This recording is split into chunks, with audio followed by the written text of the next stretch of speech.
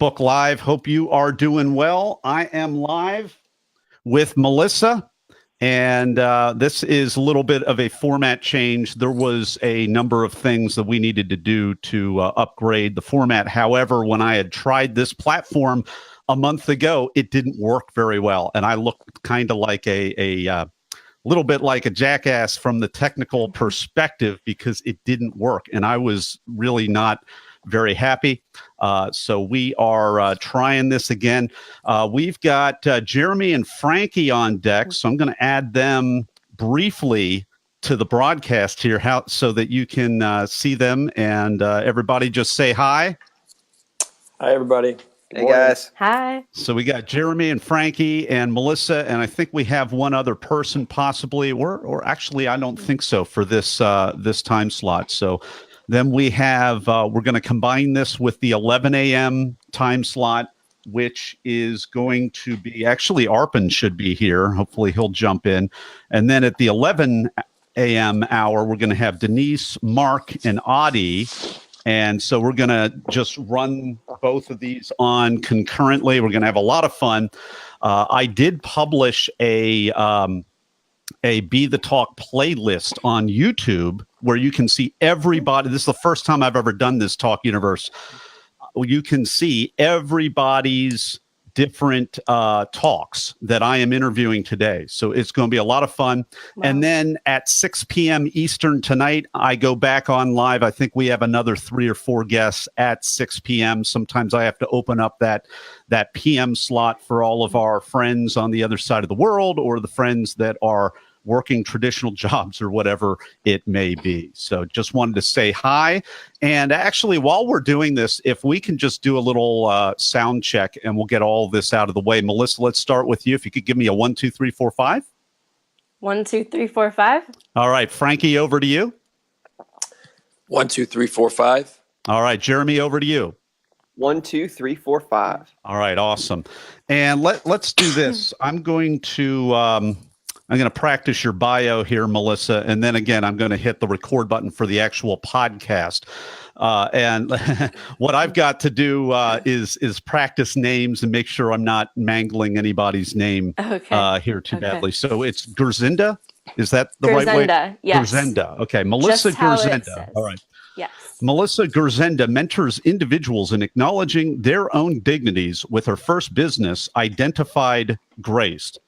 Melissa is the executive director of Entrepreneurship Conference and the president of communityactivismleadership.org. She encourages service and entrepreneurship.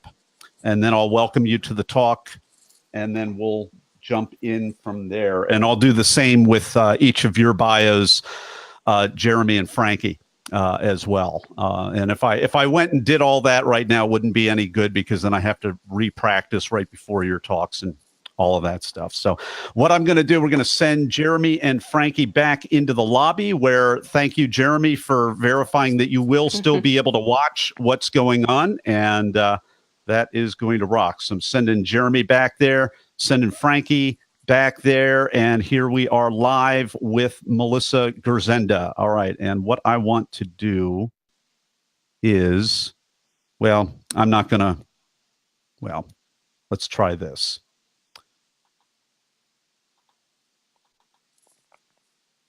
I don't like the formatting of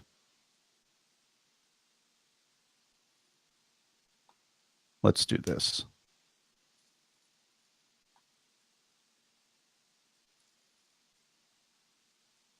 Where did it go? Okay.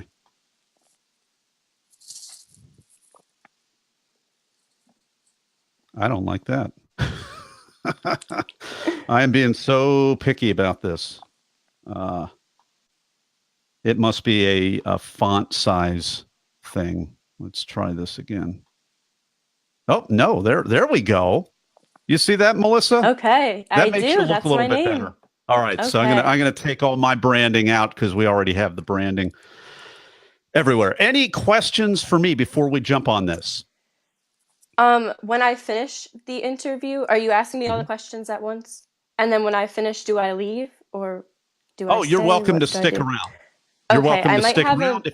If you have a hard stop, you can drop off, but you're welcome to I stick do around. have- And Okay. Okay, I do have a meeting, but I can see how long this takes and then maybe stay for a little bit if I can. Yeah. Otherwise, I'll just Yeah, click the stay or exit. go, and don't Okay. worry about it. The interviews are actually about 15, 16 minutes, so it's pretty Okay, short. then I should be able to Yeah. stay for a little bit. Yeah. Perfect. So Thank you.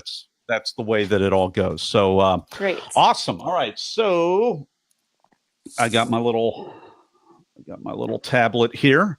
We are live, and let's do another 5 count. 1, Just a 2, one. 3, 4, 5. All right, great. All right. Very good. We are live in 3, 2. We are live with Melissa Gurzenda. Melissa, are you ready to talk? I'm so ready to talk. Melissa Gurzenda mentors individuals in acknowledging their own dignity with her first business, Identified Grace. Melissa is the executive director of Melissa is the executive director of Entrepreneurship Conference, BUNEEC. She is the president of Community Activism Leadership Organization. She is the president of the Community Activism Leadership Organization. She encourages service and entrepreneurship. Melissa Gurzenda, welcome to the talk.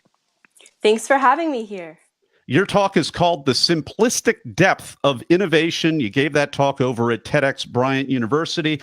And I love your statement in there. Innovation isn't always about creating something far-fetched, but instead it's about creating something of value for people. And just for context, Melissa's team was trying to serve children in developing nations and tried to find a way to both light up the darkness so that they could learn and study. And she came up with all kinds of contraptions and ended up simplifying that and partnering with people. And you really learned a number of things about not just lean process manufacturing a little bit, but also partnering with people to give them that dignity. So, Melissa, welcome to the talk.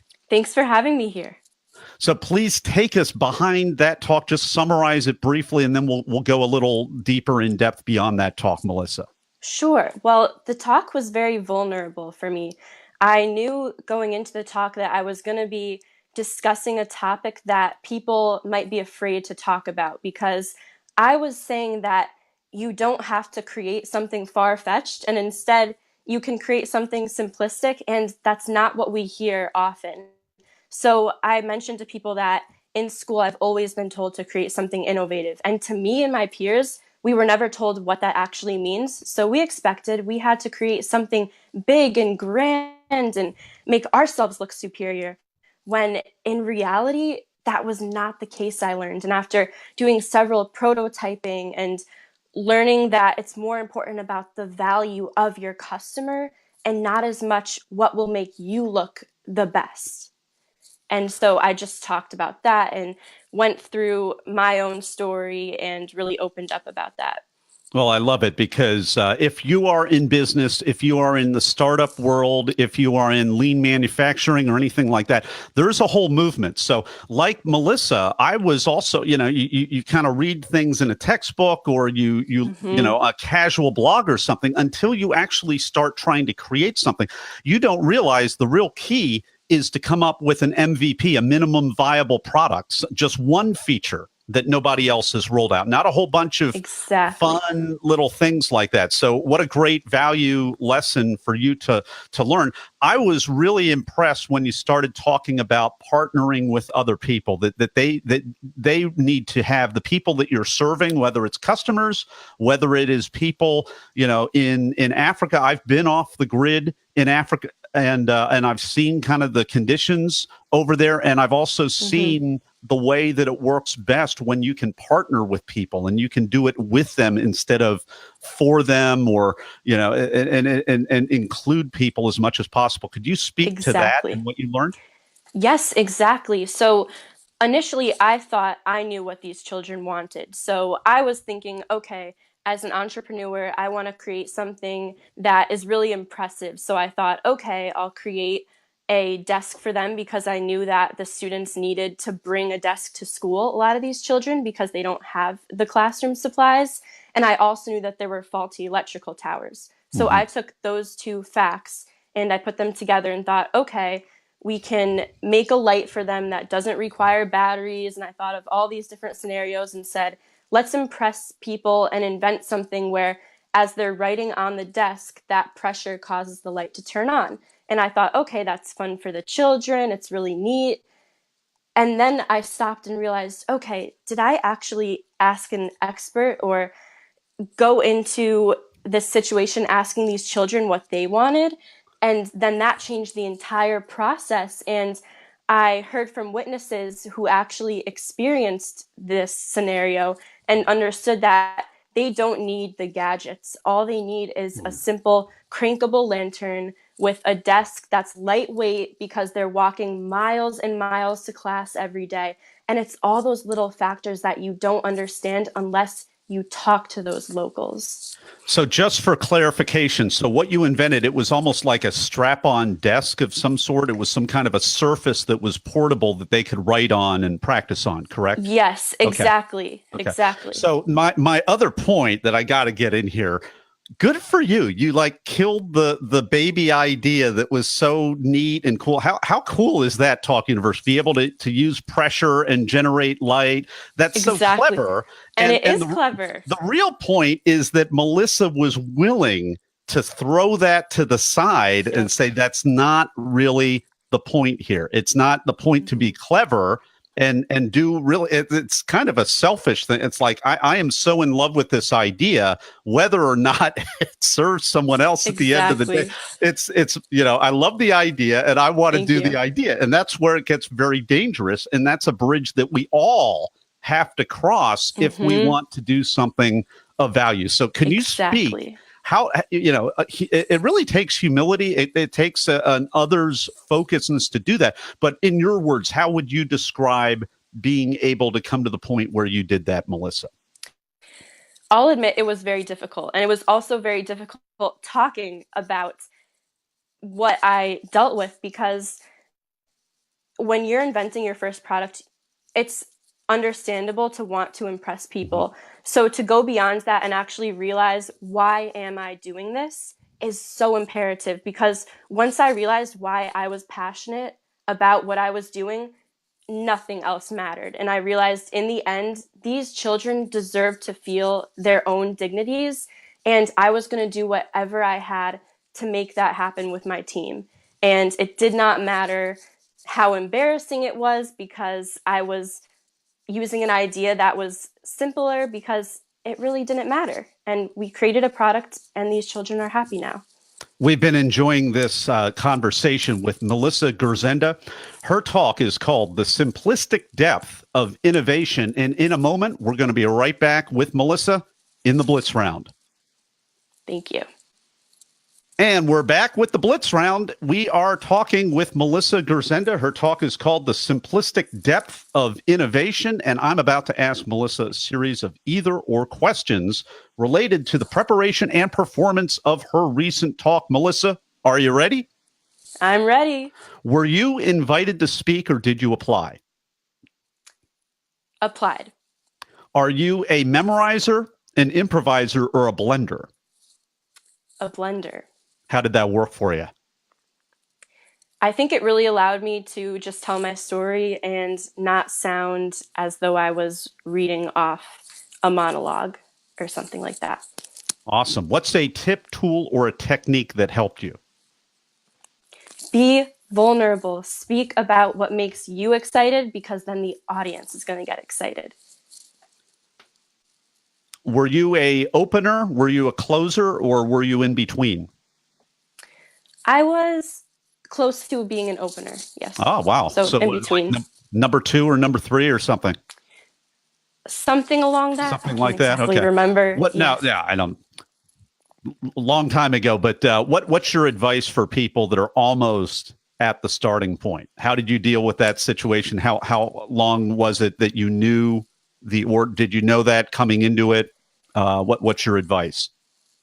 I was initially a closer, and then they changed me to being more towards the opener. So it was a drastic change, but all I thought about was, you know what you're talking about, and you're the only one who knows that, and you're excited about it. And the whole point of giving a TED Talk is to inspire people, and that's all that matters. So just go out there and help people explore your talk with you.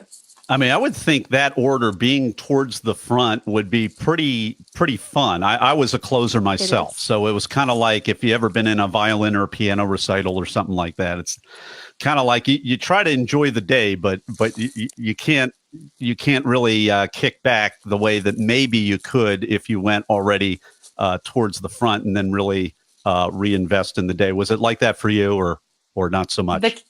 The kicking back was nice because you dealt with it, and then you see everyone else nervous and you say, it's okay, you got this, it's really okay.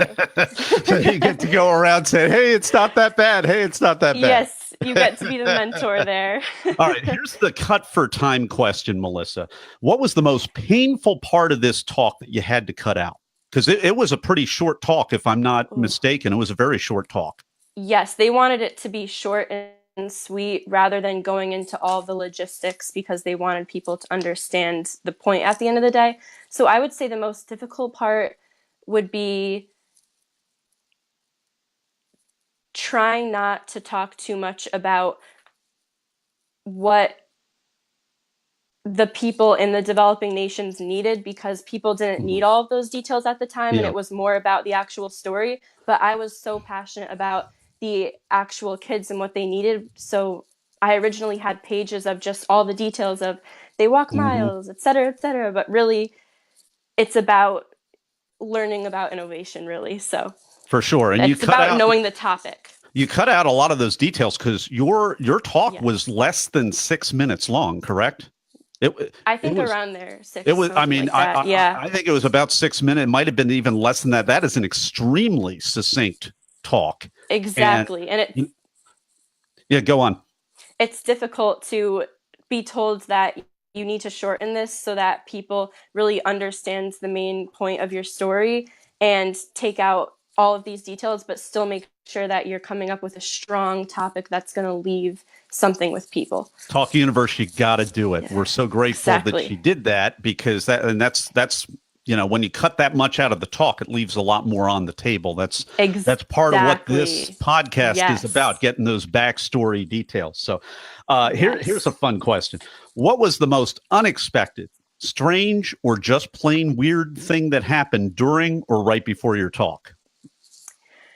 Definitely the lights on the stage. They make your mouth dry, which is something that I wish I knew when I was a TED talker.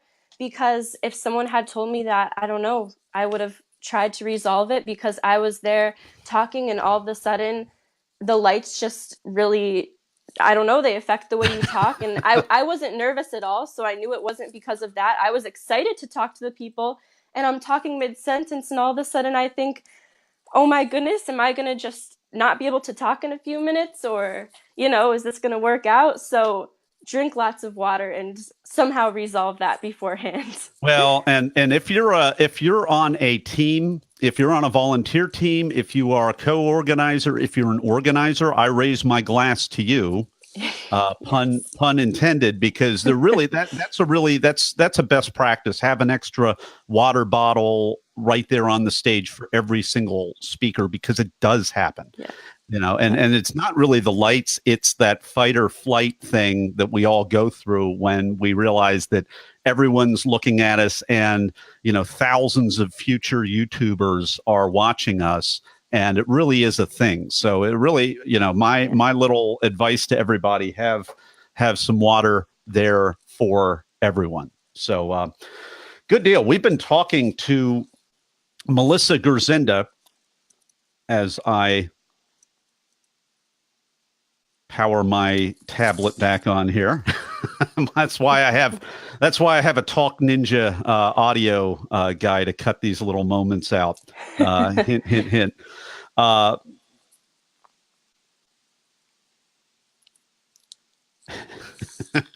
Sheesh. We've been talking to Melissa Gurzenda. Her talk is called The Simplistic Depth of Innovation. And if you want to watch her talk, you can go to our show notes page at BeTheTalk.com. We will have a link right in there to her talk. And you can also connect with her on LinkedIn. We'll have a link right there to her LinkedIn profile. She's got a lot of amazingness left in her, ready to Thank you. go. All kinds of product ideas, development ideas. If you are looking for amazing interns, if you are looking for amazing employees, Melissa is out there. You want to connect with her on LinkedIn. Melissa, anything I'm leaving out in terms of a website or whatnot? If not, we'll cut this part out of the podcast, but I didn't see a website. I have a website for Identified Grace if you want to mention well, that's that. You why don't have that's why to. I'm asking. Yeah, please. We'll put it on the Okay. website. Yep. It's www.identifiedgrace.com. All right. So Melissa's website, and we'll cut out the spelling. Melissa's website is identifiedgrace.com. Thank you. And we'll be back with Melissa Gurzenda in just a moment for the final word of advice for Talk Universe. All right. And we're back with the 10-second final word of advice for Talk Universe. Be yourself. Go out there and do not worry about negative feedback you might get, because at the end of the day, you're passionate about it and people will appreciate it. Melissa Gurzenda, thanks so much for joining us on the talk today and sharing your wisdom with Talk Universe. Thank you for having me. Let's do that again. Just say that again, because we had a little slowdown. Okay. Thank you for having me. All right. Was that a little too... No, it was a text slowdown. I went, thank you for having me.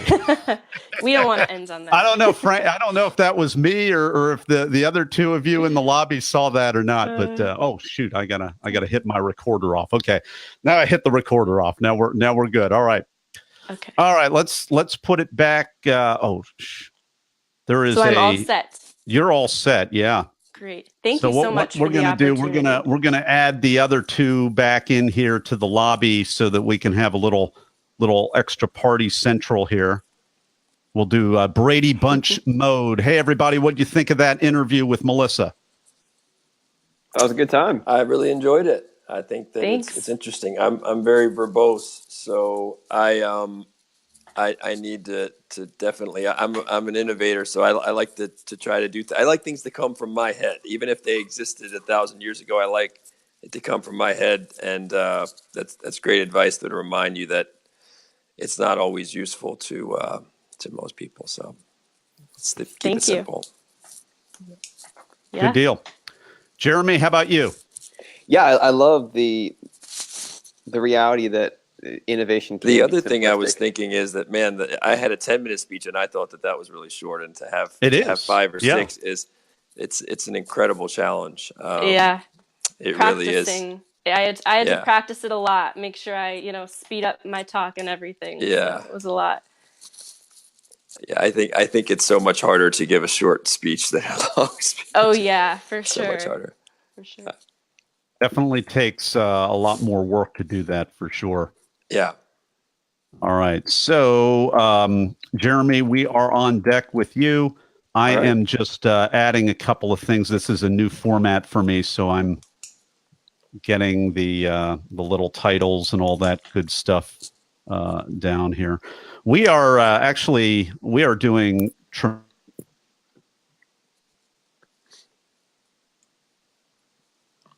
I think he froze. Yeah, I think Just frozen. For just a moment. Did I freeze there? That was not cool. Oh, that was not cool. We may have a little bit of a memory issue. I'm looking at my memory right here. Sorry about that, everybody.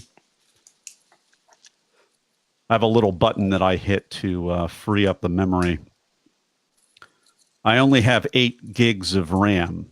And apparently that's not enough on a Mac. I have it just kind of sucks it up immediately. All right.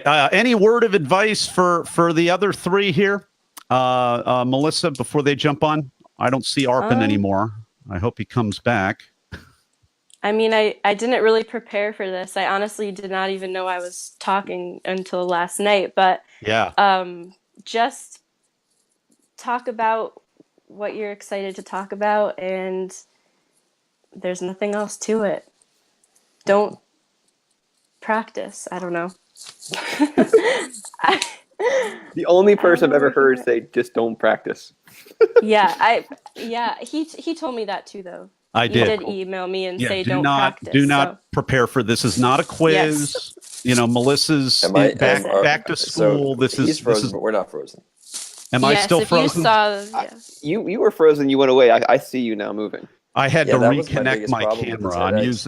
I like to speak in the moment, and I don't like scripted speeches so much. So that was actually I think I'm a rarity, but I actually just like to be more in the moment. I mentally organize things, but I don't like scripted speeches are so I don't like that. So that was actually one of my greatest challenges was.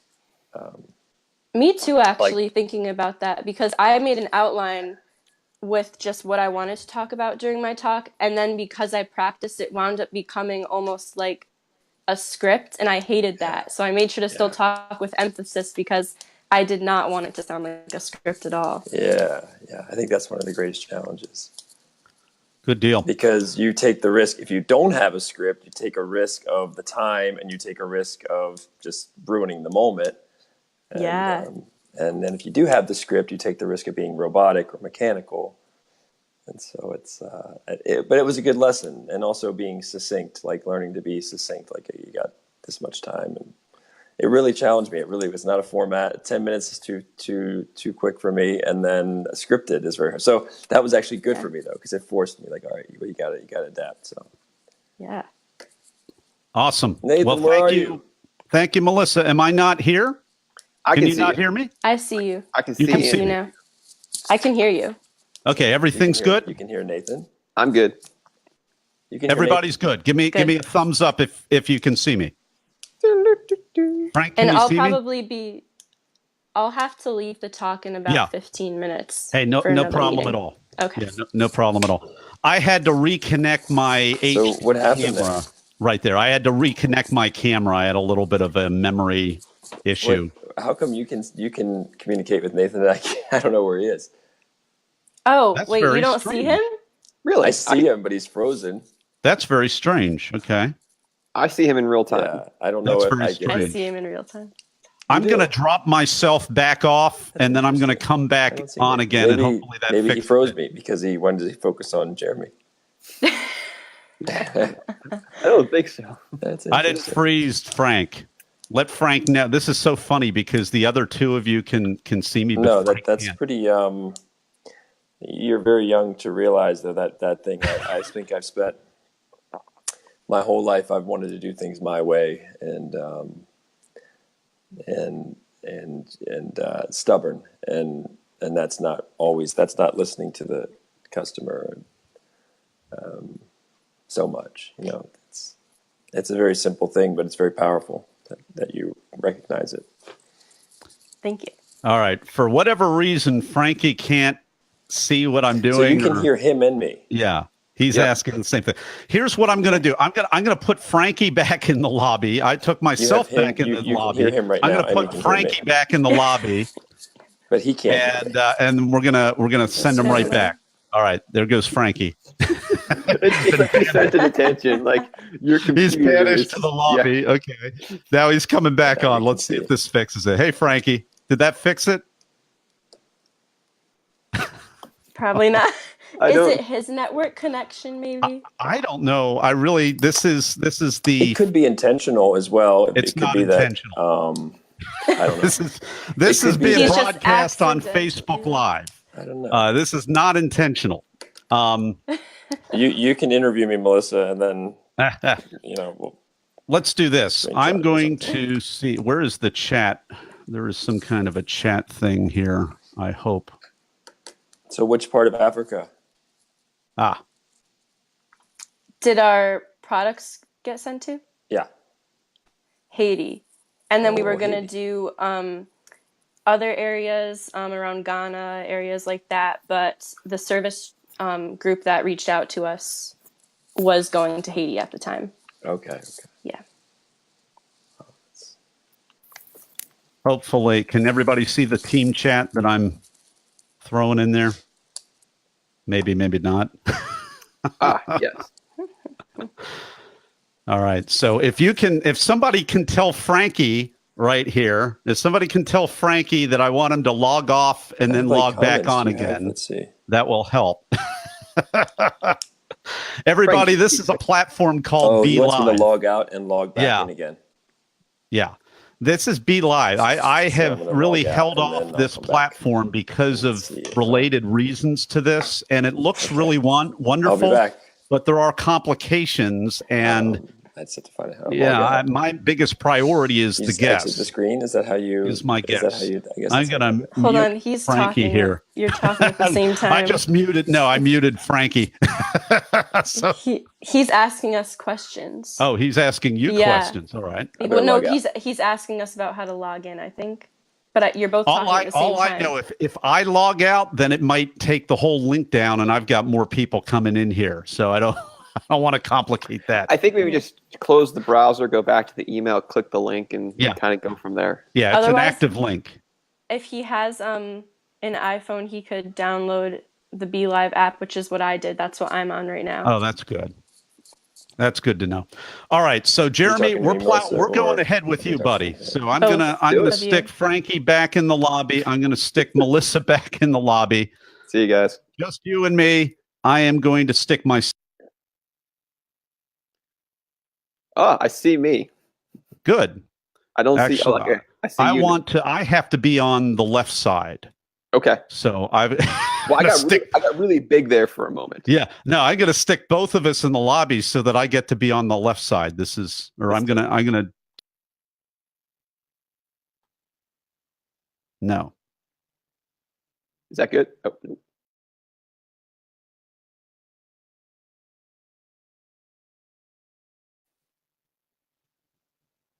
There we go. I'm on the left side now. Awesome. I think the guest should be on the right side and the host should be on the left side. And I feel very strongly about that for some reason. My father would love you because he was left-handed. And so he'd always say left side is the best side. Well, I'm also left-handed, and that may have a little bit of a confirmation bias as to why I do that. So, all right. Any questions for me, Jeremy? I apologize for that little strange delay. Those are the kinds of things that can easily derail. And this is why I waited the whole month of August and about half of July before trying this platform out again. I was using Zoom instead. All right. Jeremy Rochford. Okay. Yeah, if you think of it phonetically, two words coming together, Roch and Rochford. Yep. Gotcha. And just looking at my RAM. RAM looks okay. Very good. All right. Let's see how Frankie's doing. I don't see Franking anymore. Well, he'll hopefully Frankie will be back. So here's the bio. Upon losing 200 pounds and having kept them off for 15 years, Jeremy Rochford founded Outthinking Obesity, which offers everyday people a unique weight loss approach in which he guides them to work smarter to get fit rather than harder. Man, that sounds good to me. JeremyRochford.com. And I'll spell that ROCHFORD.com. Right there. Any questions for me? No, I just answer the questions, don't look like a fool, and we'll go from there. Yeah. Well, it's all good. All right. One guest is available. Oh, that's Melissa over there. I'm all distracted with Jeremy here. Or with Frankie. Frankie, come back to us. If you're watching this on Facebook Live, you can't see the lobby, but I'm trying to get my guests back here on this strange platform. But anyway, we're jumping right back in here with Jeremy. Actually, let's do this. If you can give me a 5 count, Jeremy. 1, 2, 3, 4, 5. Oh, 1, 2, 3, 4, 5. Awesome. All right. We are live in 3, 2. We are live with Jeremy Rochford. Jeremy, are you ready to talk? I am ready to talk. Jeremy Rochford, upon losing 200 pounds and having kept them off for 15 years, founded Outthinking Obesity, which offers everyday people a unique weight loss approach in which Jeremy guides them to work smarter to get fit rather than harder. Jeremy Rochford, welcome to the talk. Oh, thanks for having me, Nathan. I love that you always look in the bright side, and you realized early that laughing was a way not just to de-stress, but it was a way to possibly get fit. And really, your story, just to summarize all this stuff, you were a kid that grew up obese, and you started asking better questions to systematically look at the inputs and outputs of weight loss and nutrition, all of that stuff. Congratulations for keeping that weight off for 15 years. Jeremy Rochford, welcome to the talk. Well, thank you for having me. Thanks for the nice introduction. Well, you're welcome. So it's your talk is called Laughing My Pants Off. Can humor cure obesity? It was at TEDx Antioch. Love the title, love the format, love just the way that you brought us all there, and I love that you tongue in cheek for sure. From a formerly obese kid, you called obesity the honor roll of overweightness. Now, obviously, we're going on really thin ice here, but I thought it was funny mainly because I stepped on the scale this morning and thought I had lost a little bit, and I didn't either. So please, Jeremy, take us behind the talk. Well, there was so much good behind it. The heart of it really was digging into the layers underneath of why I was using humor. I was always made fun of because I was always the overweight kid, and I think you develop that as a coping mechanism. But there was a point in my life where I got made fun of while on a treadmill trying to lose weight, and I made fun of the situation. It was a very small, pragmatic shift where rather than making fun of me, I made fun of the situation, which allowed me to control it, which then allowed me to control the rest of my journey. And the talk is really about learning what was it about that moment that was different from all the other moments I made fun of myself, and then hopefully imparting that wisdom to anyone who could use it. Yeah, well, and that was a powerful piece of your talk when you talked about, you had used humor in a self-depreciating way. You had used humor as a way to beat people literally to the punch, to avoid being bullied, to kind of own up for kind of the elephant in the room, my words, not yours. And then when you actually did the hard thing, you showed up at the gym, you did the best workout you possibly could, and then you realized you were having, if I remember correctly, you're having some sort of a wardrobe malfunction right there in the gym. And then when everybody looked at you, you said basically, hey, the second peak isn't going to be free, or something to that nature. And then that was when the moment hit. You realized you were using humor proactively, not reactively. And as a defense mechanism, you were using it to connect and to take charge of the situation. So can you take us a little bit behind that moment? Because that's really the moment predicated of your entire talk was built upon, Jeremy. Yeah, and this is going to sound a little cheesy. I'm a huge hockey fan and a huge fan of Herb Brooks and the 1980 USA Olympic hockey team. And his mentality to beat the Russians at the time was not to defend them, but to attack them, because no one was willing to attack them. That was their weakness. And in that moment, it was one of those rare scenarios where I wasn't using humor to sort of cower and embrace myself, to lick my wounds and tell me it would be better, but rather I used humor as the offensive, and it took control of the situation. And just seeing that one moment work made me think, wow, if I can control literally the most awkward moment in my life and come out of it ahead, what else could I control? And from there, I was able to control my time management, which is so important in the fitness process. I was able to control my caloric intake. I was able to control my emotions. It was just that one pivotal moment of realizing what's possible that made me start to question, well, what else is possible? Oh, well, I mean, you're opening up a bunch of cans right there. So, I mean, time management. What does time management have to do with self-management and then, weight management or fitness? To me, it is where everything has to start. And that's one of the challenges when people look to lose weight. And no insults to anyone, but quite often people get weight loss information from people who've never lost weight. So they're not that familiar with the process. But the reality is we've all got 24 hours in a day, and you've got to question, how are some people using that to stay fit, and how are some people not using that to stay fit? So when you're able to take control of your time and realize that quite often the I don't have time is an excuse, and you chart what time you do have, you realize that there is time unaccounted for, and you can make the best decision. Is getting fit worth trading for a Netflix marathon? Or better yet, what if you took your iPad and put it on your treadmill, and all of a sudden, boom, you're doing both. I like that thinking. Yeah. Yeah. But being aware of it is where I think it starts. Because for me, that's one of the biggest challenges. As you get older, you may get a family, you may get kids, you may want a education, and your time window gets smaller and smaller and smaller. But when you make your time work for you, not just in fitness, but in life, all of a sudden, you don't look back 5 years saying, well, where'd that 5 years go? You know, because you made your time work for you. And when your time works for you, much like the emotion of the treadmill, you're in control and anything is possible.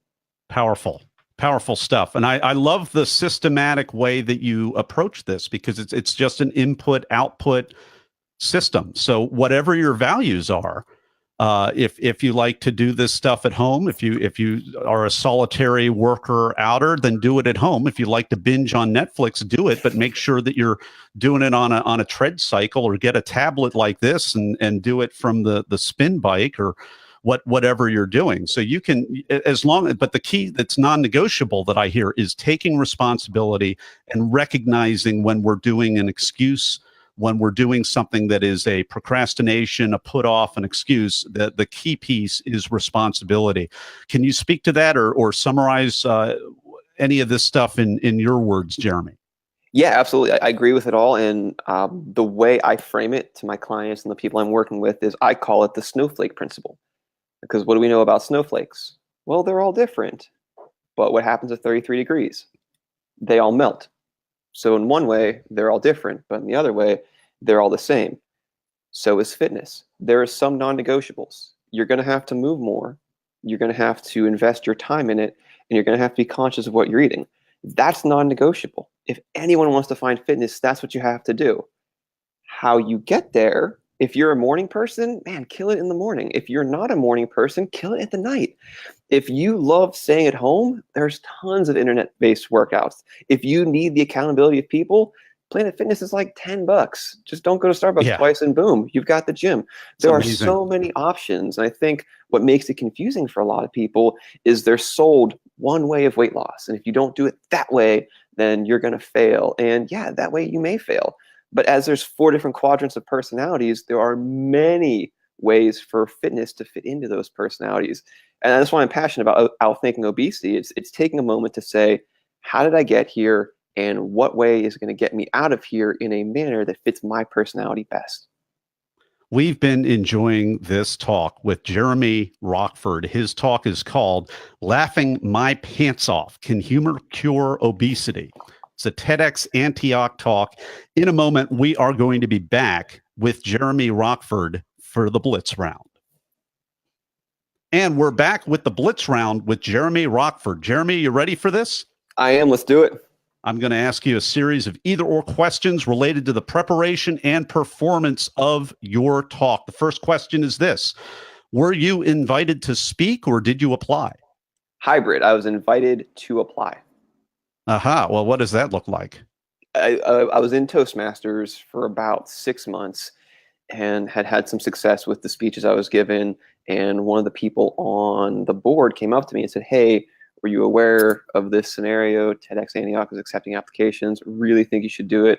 I know the person. I can get you the link. I can get you the information. I think you'd be great for it.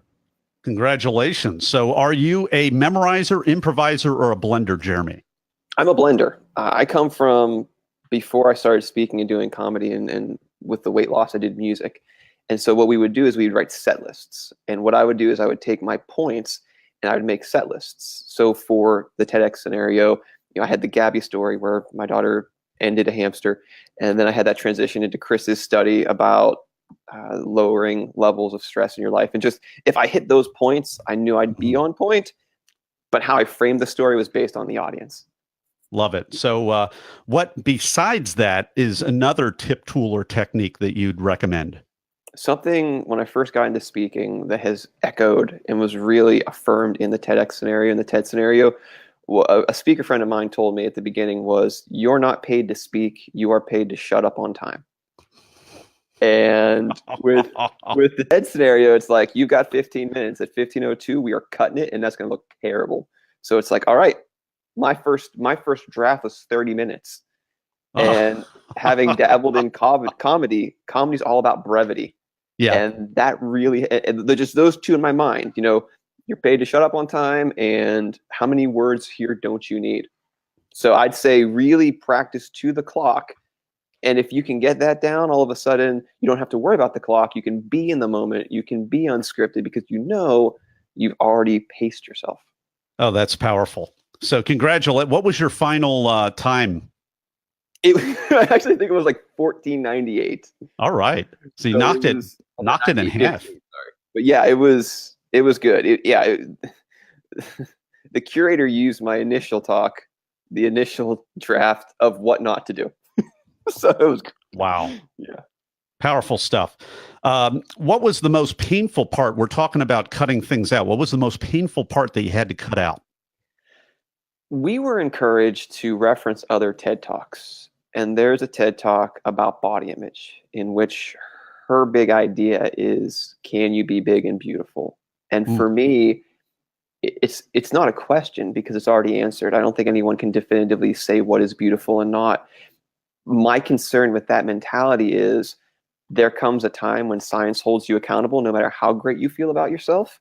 And I feel that if you go to either end of the spectrum, either too light on fitness or too aggressive, you're just trading one set of shackles for the other. And at some point, if you don't find the balance, you're going to have to pay unfortunate dividends. And I really wanted to address that. I wanted to say that, yeah, you can be big and beautiful. No one really ever questioned it. And if people are questioning it, then you need to get away from those people. They're toxic. But on the same foot, if you don't ever think about how your health is, there will come a time you'll be held accountable. And no matter how great you feel about yourself, your health will deteriorate. And that's unfortunate. So self-management and self-esteem, and you're viewing those as kind of a continuum, and there's a healthy middle to be in. I believe there is, and I found it. And I think that's one of the, I hate to use the word secret, but that's one of the things that have allowed me to keep the weight off for so long is, I don't have to walk into a room and compare myself to anyone else. I've accomplished what I want. I have a completely average body. Most people, when they hear that I've lost that much weight, they go, I'd have never known you had a problem. And that is the greatest compliment I could ever have, because when I started my journey, I was always the fat kid. I was always the elephant in the room, pun intended. And all I wanted was to be normal. And so now I walk into a room and I blend in. And if I stick out, it's because of my personality. And there's so much freedom behind that. So this isn't normally a blitz round question, but I mean, I would love for you to speak to those of us, because whatever our size, whatever our weight is, all of us have stories, all of us have body image. And what could you say to Talk Universe right now that would really free us from for many of us, the effects of our own story that has held us hostage and kept us from being our best self? I think the biggest challenge when it comes to fitness, that's a great question, by the way, thank you, is how we feel about ourselves. And if we're looking to get fit, I believe that science is the best measurement of it, because there are days where if you are at your largest weight, you think you look amazing. And there are other days where your smallest weight and you think you look terrible. And if you base your goals in terms of fitness and health strictly on vanity, you'll be forever chasing a phantom and you will never attain that. And you'll be putting yourself in this purgatory where you can't win. And it's like rocking chair theory. You're doing a lot, but you're not getting anywhere. So give yourself the grace to realize that you're beautiful and you look good at no matter what size you are. But you got to make your health impact paramount, because no matter who you are, there's someone who loves you. There's someone who wants you around for that extra 5, 10, 15, 20 years that you can add to your life. And even if it's just yourself, I mean, you can get off the benefits of fitness are widely documented. And I believe that the true ability to have success in it is to not be concerned about the vanity. Let that be a collateral benefit, but worry about what your triglycerides are, worry about what your body fat content is, worry about the health aspects. If you can nail those metrics, then the vanity will take care of itself and you'll be like, dang, look how good I look. We've been enjoying this overly philosophical blitz round with Jeremy Rochford. It's been awesome. If you want to check out his talk, you can go to BeTheTalk.com. Check out the link that we will put on our website. His talk is called Laughing My Pants Off, Can Humor Cure Obesity? We'll have a link right there. You can also go and connect with him at his website, jeremyrochford.com. It's ROCH. It's Rochford, JeremyRochford.com. And we'll be back with Jeremy in just a moment for the 10-second final word of advice. And we're back with Jeremy Rochford. It's time for the final word of advice. If I were to give one piece of advice to speakers, it's genuinely practice your speech the way you're going to perform it. Because then you'll look completely natural. You'll be in the moment. You'll realize what words you stutter over, what words you step over. And I'd say even go as far as to put up a barrier so that you know stage cues, so that when you get on stage, nothing's foreign because you've already performed it, not just practiced it. Jeremy Rochford, thank you so much for coming on the talk today and sharing your wisdom with Talk Universe. Hey, thank you for having me. All right, that's a wrap. Awesome. Well, thank you. Awesome. Good deal. All right, let's do this. I want to welcome Arpan because I'm glad to see him back. Arpan, how are you doing, sir? I'm doing great. How are you? I'm pretty well. We're having, this is the first time that I've used this tool.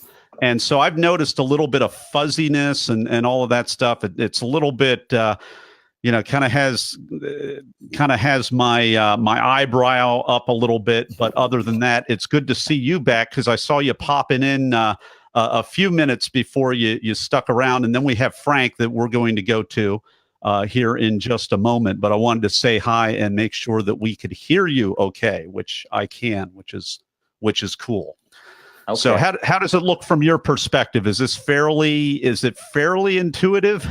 If you're sitting out there watching an interview and not being acknowledged for 10 or 15 minutes? It was a bit confusing, but then I was like, well, I'll just keep my mouth shut and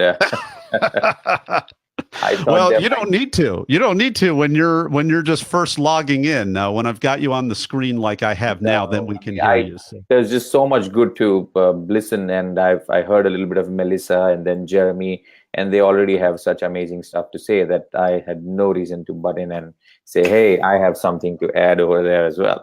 All right. Well, great. Yeah. So, Jeremy, you're our newest Talk alumni. What advice do you have for Arpan and Frank? And I'm going to bring Frank on here in just a moment. Be in the moment. I think the reality of it is whether you're talking to one person or a stage of many, you're really crafting your message for one person. So speak to whomever's asking you the question, knowing that there are hundreds, if not thousands, of people asking the same thing, wanting the answer that you're going to give them. Awesome. Well, good. Well, thank you so much, Jeremy. And I'm going to, I don't want to say demote you to the lobby. I'm going to move you to the lobby. Move me. I'll be hanging out. I'm going to move you. I'm going to adjust you to the lobby.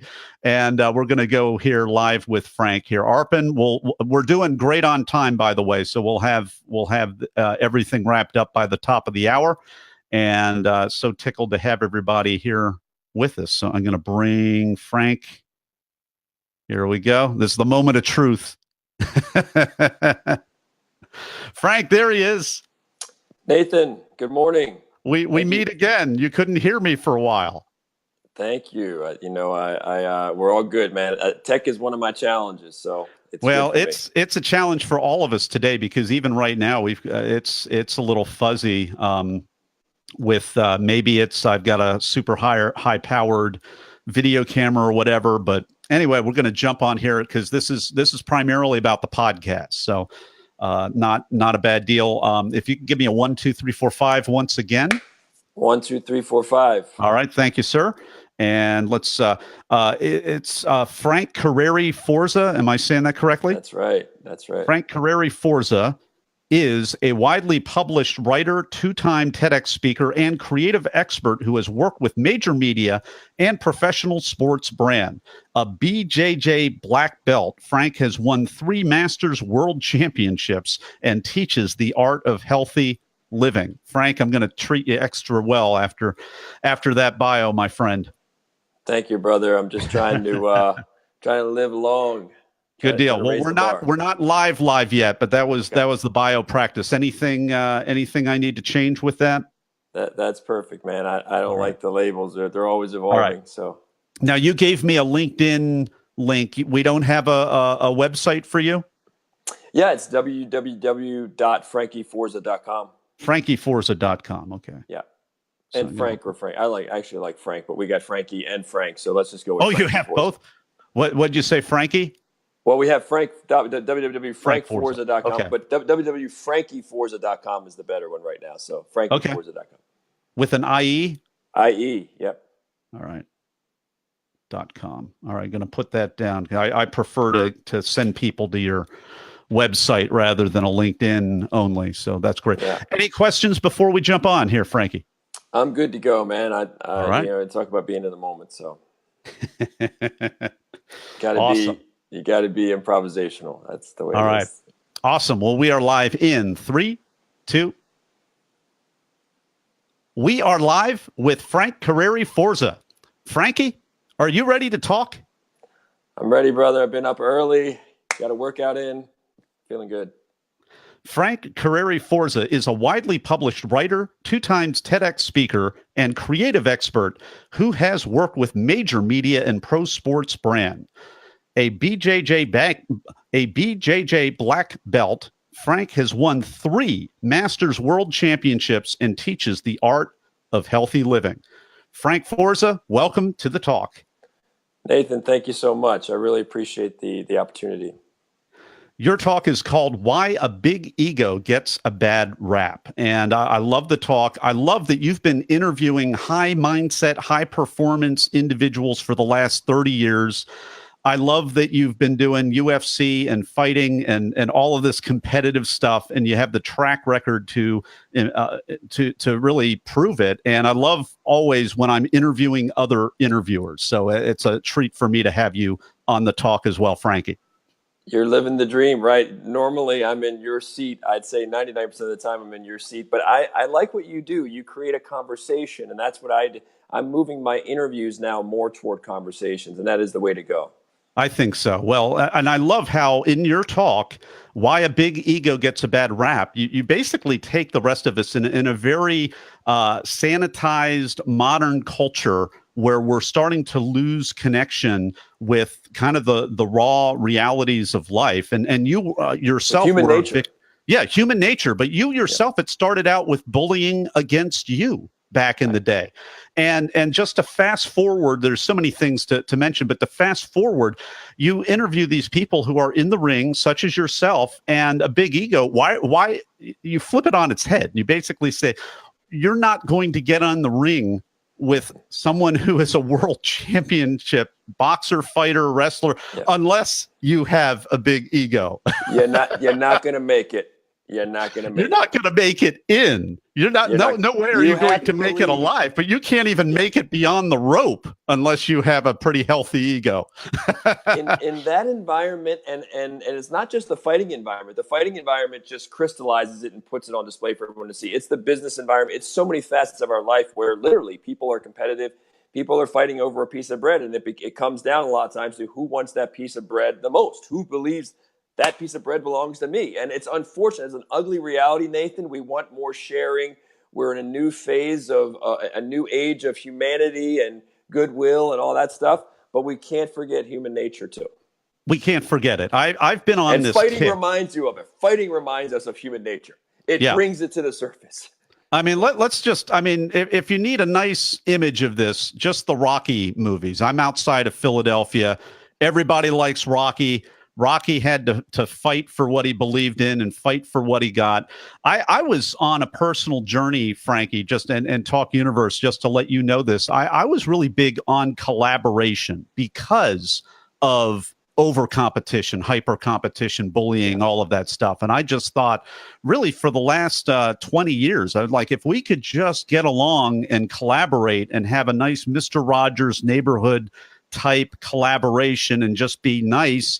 But then I realized something. I realized that there really is a role for competition. There really is, because it can be, I thought about why do I like hanging out with some people that it's kind of hard to get in the room with and other people that I could bump into maybe at a coffee shop or somewhere else, and it's not hard to be in the. Why do I want to be in the room with people that it's really hard to be in the room with? It's because they're getting stuff done. And so there is a reality of competition. If you want to get something done, if nobody else, you're competing against yourself. So that helped me reframe the whole thing. I'd love to hear your thoughts on that. So let's take the case of, say, Elon Musk, the founder of Tesla, who's in the news now, and it's not a great moment for Elon Musk publicly, but that is par for the course for big personalities, brainiacs, people who want to change the world. That's par for the course. If you expect a perfect person, that's the way it goes. That's the way genius goes. They're different. And when I interviewed one of the great managers in the fight game, I said, Monty,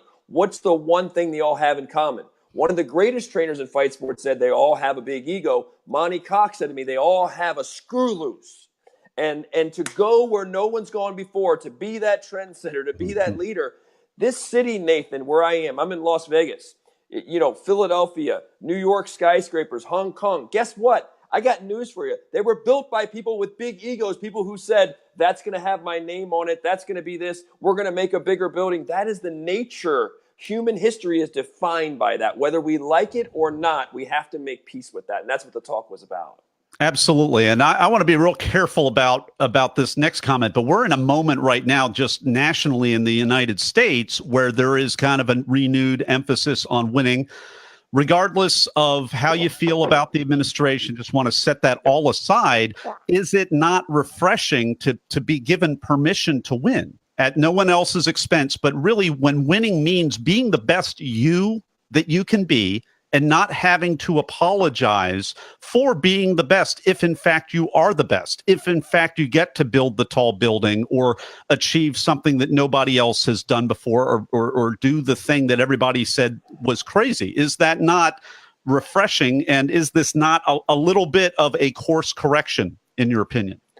Well, taking politics out of the equation, but if you look if you don't have that inner dialogue, right? A lot of the world, the business world, it's a competitive world. We can talk about cooperation all we want. Cooperation is great. Cooperation can get you far, but there's a lot of competition. Amazon knows it. General Electric, everybody knows it. That's why people are hire a lot of lobbyists to make sure they have competitive advantage. It's been going on forever. It'll keep going on. So the reality is, what I say, one of the big things in my talk was about humility, because I think humility has been misdefined in our culture.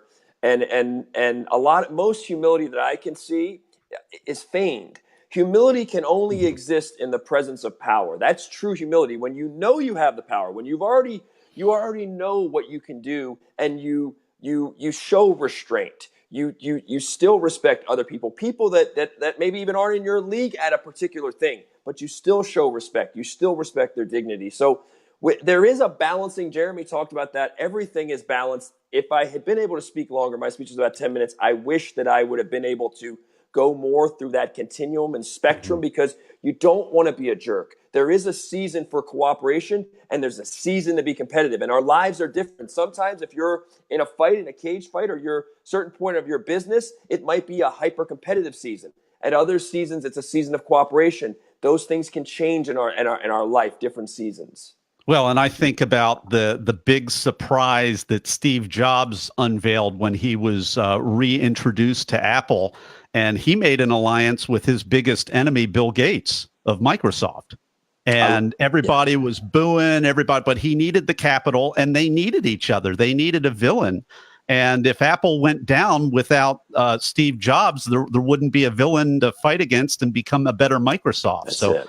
Isn't that cool? It. Now, and also, I gotta jump this in, because you bring up humility, which was one of the best parts of your talk, Frankie. It was just amazing, and you define humility in a sense of looking at someone maybe disadvantaged or whatever, and having the humility to say, that would be me if.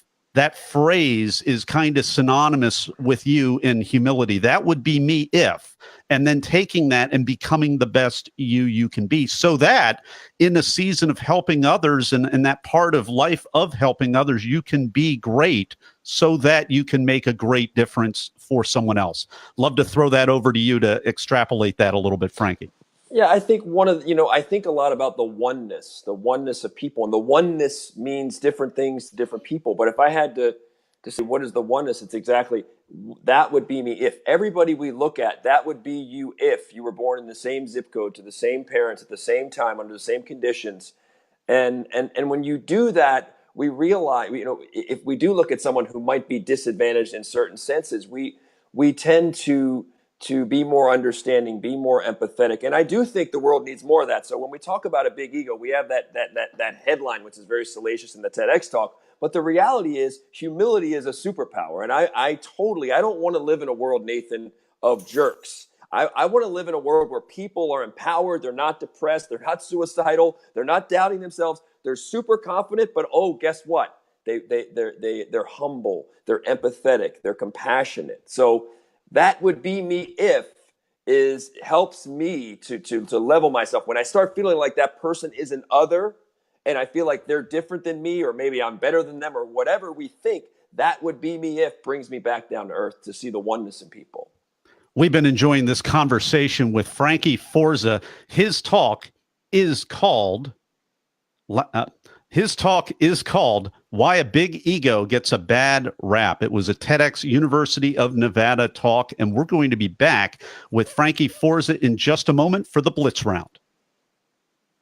And we're back with the Blitz Round. It is time for me to ask Curreri Forza a series of either-or questions related to the preparation and performance of his talk. Are you ready, Frankie?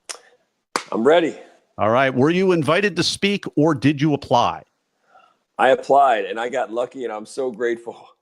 Just like the rest of us. Powerful. Yeah. All right. University of Nevada, they do a great job. University of Nevada does it, I think, as well as it can be done. Oh, I bet. Next question. Are you a memorizer, an improviser, or a blender? I try to be an improviser. It gets me in trouble sometimes. On the length or on other things? I'm stubborn, and I like to think that it comes from my mind, that I didn't read it in someone's book, that I'm not regurgitating. I do my keeping best. Keeping it fresh. Yeah. Keeping it fresh. What's a tip, tool, or technique that helped you? Man, I just like to be in the moment. I don't like scripted speeches, so I try to be present. That got me in trouble. I think just confidence. Confidence is the key thing up there. This is the cut for time question. What was the most painful part of your talk that you had to cut out? Well, I don't know what particular thing, but it was a 10-minute speech, and I like to speak long. I'm at my best when I speak long, so this format really challenged me because it favors a scripted format. And it favored, 10 minutes. So that's short for me. So that was a great challenge, but I'm happy I went through it. Well, that's short for all of us. I mean, that's part of the point of this podcast, is to let people know it's hard. For nobody gets up there and makes 10-minute speeches without a whole lot of preparation. Yeah.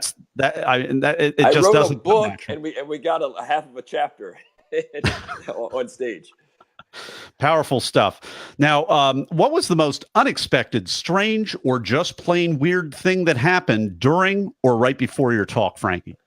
It was self-imposed. I actually rewrote the second half of my speech, like the last 4.5 minutes. I rewrote in the hours before I went on stage. Same day. Hours. In the hour by about 1 o'clock. I went on stage at 3:30. By about 1 o'clock, I was done rewriting. So I rewrote the script. That was daring. That was bold. And I'm a confident you person. Like to live dangerously. I mean, that's like UFC level talking right there. And I'm talking about rewrote the thing. I'm not talking about tinkering. I'm talking about rewrote it.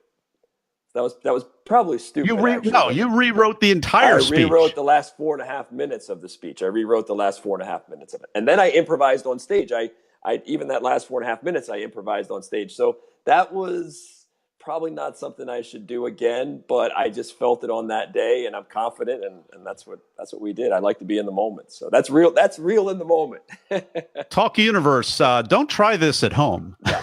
I don't think most people are going to do that. I'm going to call you the Evel Knievel of TEDx talks, because that is ballsy. Yeah. Rewrite your whole speech hours before. My gosh. Were you an opener, a closer, or in between? I was toward the end. There were a lot of heavyweights on that TEDx, so it was an honor. But I was toward the end, which, I'm a fiery person, and so I think it was good to kind of get me in there and jolt the people up. People had been there a long time and put some adrenaline in the room. Yeah, well, and that's a big thing, because when some of these events go on and you've got 20 or 30 or sometimes 40 speakers, and energy level is a huge thing. So you're probably a secret weapon for the organizer to pump the energy, keep people in the room, all of that. So, man. We have been enjoying this talk with the Evel Knievel of TEDx Talks, Frankie Forza. His talk is called Why a Big Ego Gets a Bad Rap. And you can find out more about that at our website for the show notes of that. You can go to the page, BeTheTalk.com. We will have a link right there. And we'll have another link where you can connect with Frankie Forza at Frankie Forza, FORZA.com. And find out more about him and his awesome work. He's also interviewing amazing high achievers as well. So it takes one to know one. This has been wonderful. And we will be back in just a moment for the final word of advice. And we're back with the final word of advice for Talk Universe. You know, I would say don't rewrite the second half of your speech on the day of the speech. That's probably the best advice I can give you. Frankie Forza, thank you so much for sharing your wisdom with Talk Universe. Nathan, thank you so much. It's been a pleasure. I'd love to do it again sometime. All right, that's a wrap.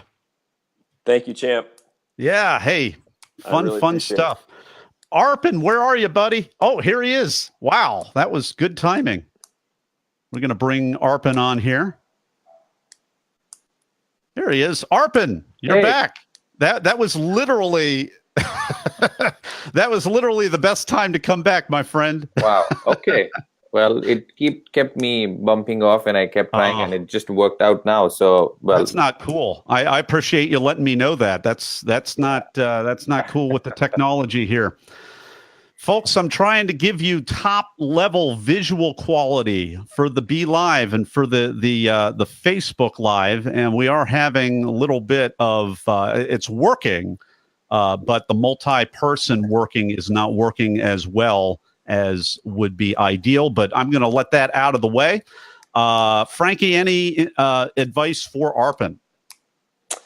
Arpan, I'm probably worse at technology than you are. I'm confident of that. So I won't, I don't really have anything to add on the technical side of it. I'm, the thing is, Nathan, I'm trying to carry the flag for being human, and I'm like, oh, there's a war on being human. And so, it's tough because technology is so awesome and it's so great, but you get too entrenched, and then you wonder, like, where's that line? Like, where are we becoming dehumanized, right? Yeah. So I think I need to up my technology game, but I still want to carry the flag for being human connection. This is human connection too. I mean, we're using technology. Sure, we're using technology for human connection. So what a perfect balance here. Yeah, well, and I call it my languaging that I've seen is high tech and high touch, and I'm trying to be high touch with Arpan here, and my technology is getting in the way. But then when we finally do connect, I want to be empathetic and personable and present and all of that stuff. So that's really the new. I think that's the real new differentiator these days, is to be high touch when you actually are human. With other people. That's a great phraseology, perfectly symmetrical. I'm going to credit that to you, but then who? It's not.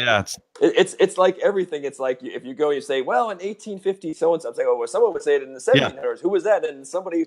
Whoever was saying it in the 1700s, well, who was saying it in the 1500s? And it's like, that's what I want to chase this. Like, Nathan, where'd you get it? And then where'd they get it? And then where'd they get it? I can point you to the church that I went to in the mid 90s, where I heard that phrase in the mid 90s. They were like, wow. we're a high touch, body of faith people. That's what they would do. High tech and high touch. And I'm all for attribution. I have a career as a journalist. Sometimes you can't do it. Yeah. I was one of the journalists people literally back when I was a journalist in newspapers and then TV. I think literally there were studies that had journalism popularity at 6%. That was literal. Wow. Those are literal. So I think, but I'm all for attribution. I'm still carrying the torch for quality journalism too. Good for you.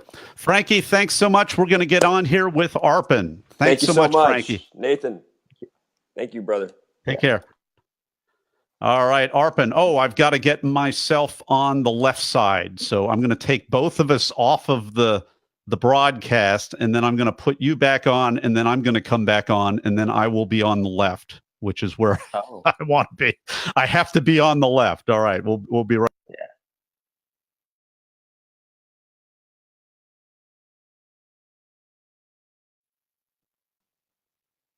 There we go. I'm back, and I'm on the left now. Okay. Good to be on the right. Yeah, absolutely. All right, let's do a little sound check here. If you give me a 1, 2, 3, 4, 5. 3, 4, 5. All right, sounds good. And all right, and I got missing information here, which I apologize for. Creative Aerobics, Penn State Erie. All right, I just pasted that. I am going to pull up.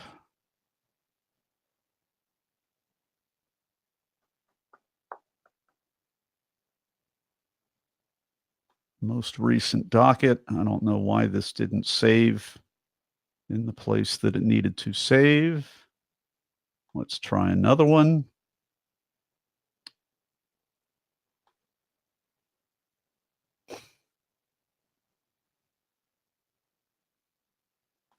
I'm going to close the door very quickly. Oh, yeah.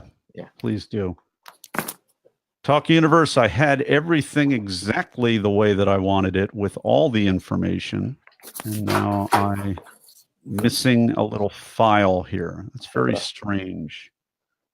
Very, very strange. This is the reason why I leave things open for a very long time at a time here. All right, here we go. Here's something that I can use.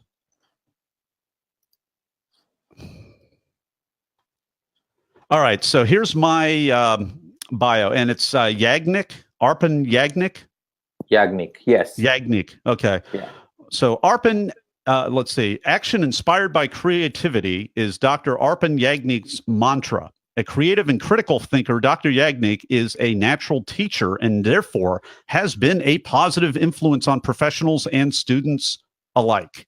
And your talk is Creative Aerobics. It's Penn State Erie, TEDx PSU Erie, and that's what we have. So any corrections for that, or was that okay? No, that's all right. Great. Yeah. Excellent. All right. Any questions for me before we jump in? No, let's just jump in. Let's jump in 3, 2. We are live with Arpan Yagnik. Arpan, are you ready to talk? I am ready to rumble. Action inspired by creativity is Dr. Arpan Yagnik's mantra. A creative and critical thinker, Dr. Yagnik is a natural teacher and therefore has been a positive influence on professionals and students alike. Dr. Arpan Yagnik, welcome to the talk. Thank you. Thank you so much, Nathan, for having me on the show. So your talk is called Creative Aerobics. It was over at TEDx PSU Erie, and you mentioned a whole bunch of creativity exercises, 4 of them. One that talks about what things are, another that talk about what things aren't, another that investigates the relationships between things, and yet another one that assigns new meaning to things. That's basically the root of your talk, but please take us behind your talk of creative thinking and creative aerobics. Absolutely. You have summarized it very well, even better than me, I would say. Well, it's right there on your slide. Yeah. It's really easy to take.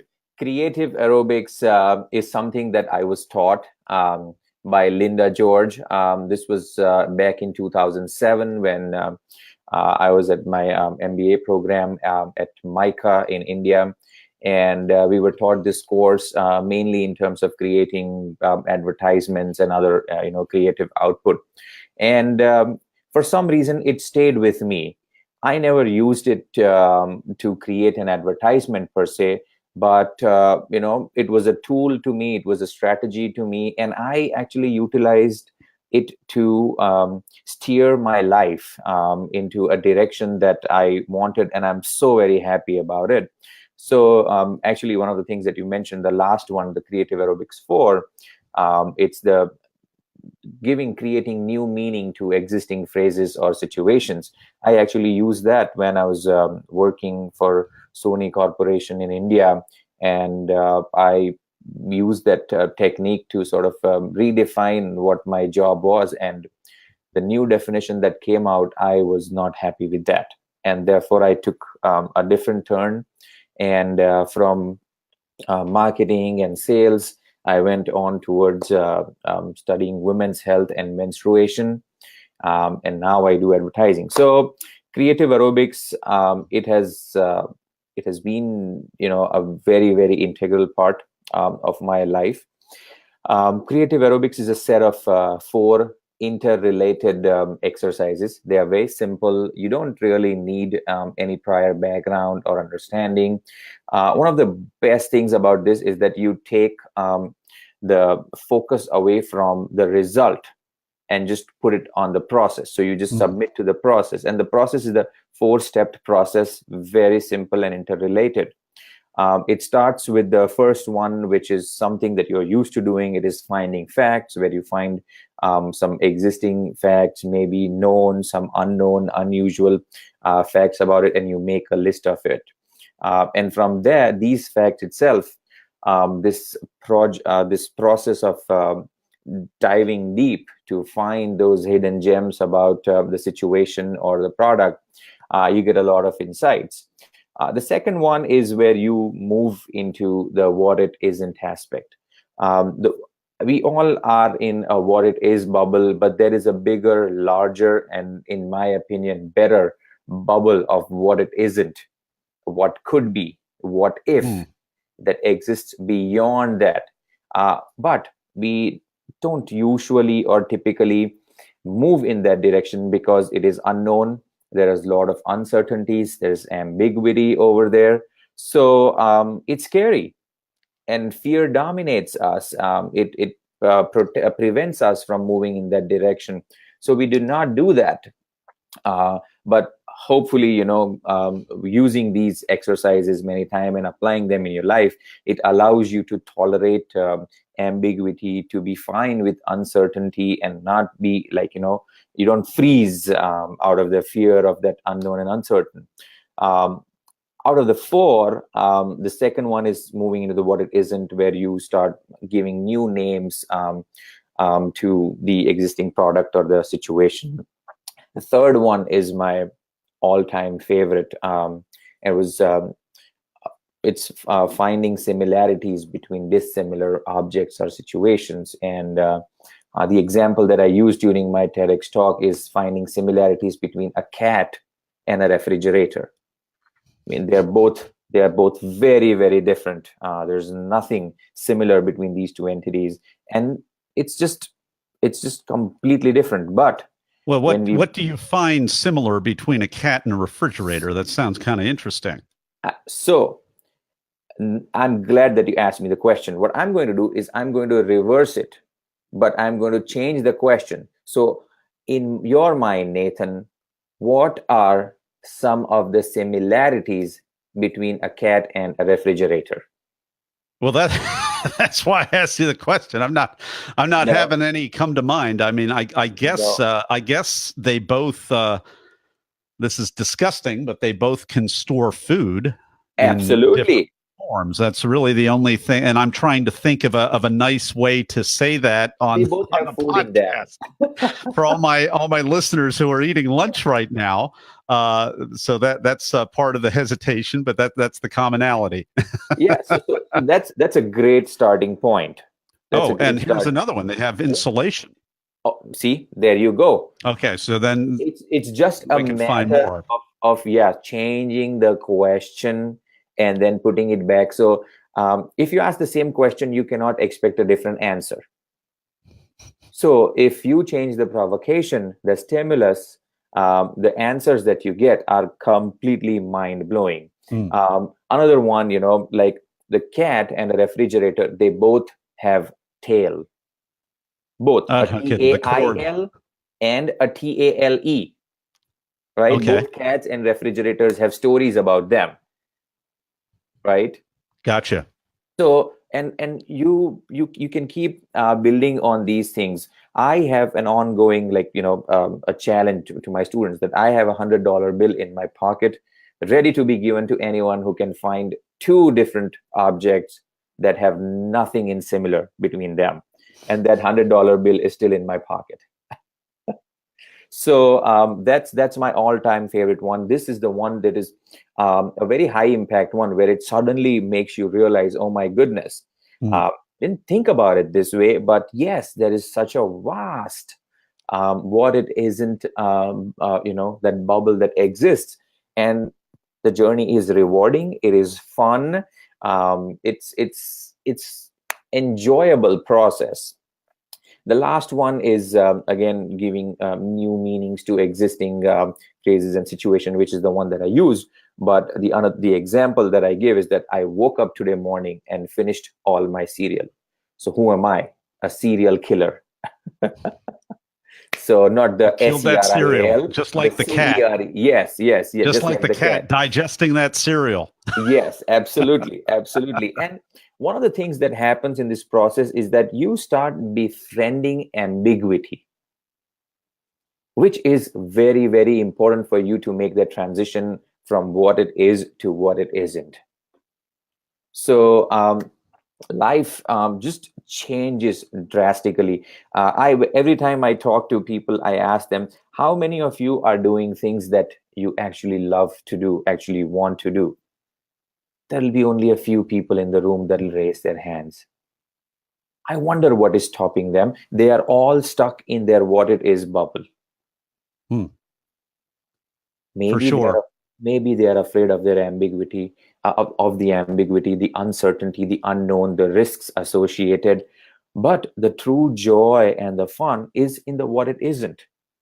But unless you start acclimatizing yourself, befriending that uncertainty and ambiguity, it is very hard for you to make that transition.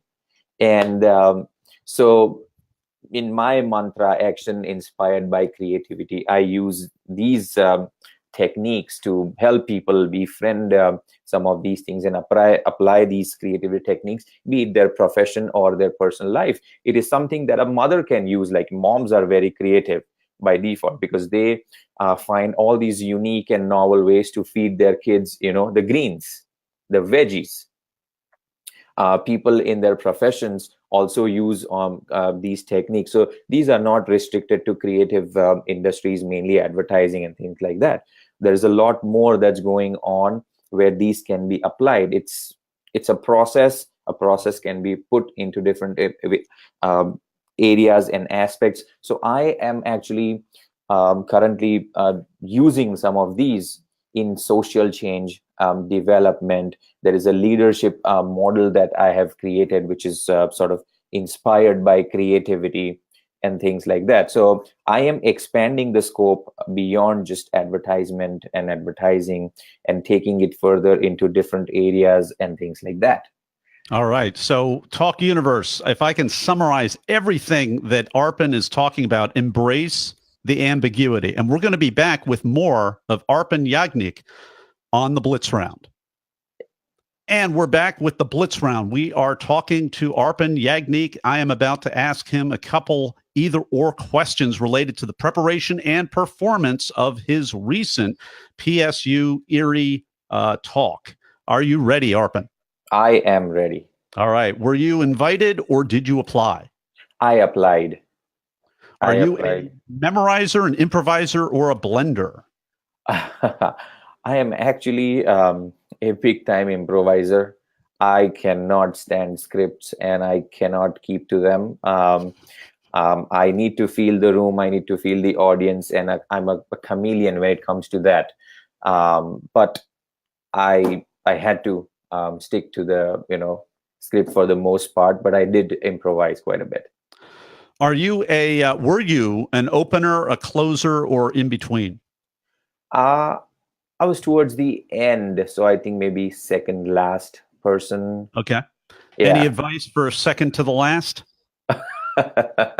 It doesn't matter where you are, because you're speaking to an audience that is in the room, but you are also speaking to an audience that is going to watch your talk in a recorded format, and for them you are the only talk. So it doesn't really matter. You are the only talk, so just go with the same gusto and enthusiasm as if you are the first or the last. Arpan, what is a tip, tool, or technique that helped you? Something that helped me is always there is in the audience, there's a couple of people or a few people who are looking at you with this curiosity, intent, with a smile. Stick to those people. Speak to the light. That's how I heard that said. Speak to the light. Absolutely. What was the most unexpected, strange, or just plain weird thing that happened during or right before your talk? So during the creative aerobics is a very interactive process where you involve, like, even earlier today, you were involved in giving some suggestions. So, but in the TEDx talk, there was no possibility or avenue for the audience to be really involved. But the way it was structured, the audience was so much wanting to involve. So they were like, raising their hands, and they were saying things that, oh yes, this, oh yes, that, or this is also similarity, and I kind of had to ignore them. And it was heart-wrenching for me to ignore the audience that I'm talking to and just to keep going. But that was a little bit strange and challenging, I would say, because I was essentially breaking their hearts. Well, you got the room moving, and we've been enjoying this blitz around with Arpan Yagnik. His talk is called Creative Aerobics. It's a TEDx PSU Erie talk. And if you want to check out that talk and see the audience interaction, you can go to our show notes page at BeTheTalk.com, and we will have a link to that, as well as we will have Arpan's LinkedIn profile. We'll have a link right there so you can link in with him and see all the amazing work that he is doing as well. And in a moment, we're going to be right back with the 10-second final word of advice for Talk Universe. And we're back. It's time for the final word of advice with Arpan Yagnik.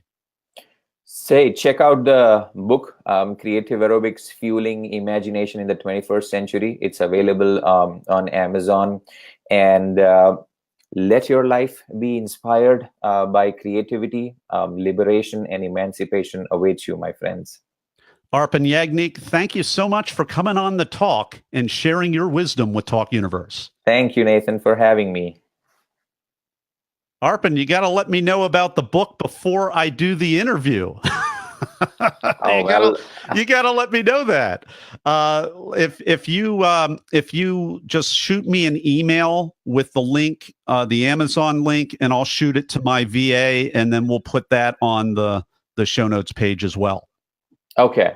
Yeah, I can do that. I mean, it just completely. Because I can talk the book up better than you can, just because I'm hosting the show. If this was your show, I'd give you the link to my book, and then I'd want you to say that instead of me.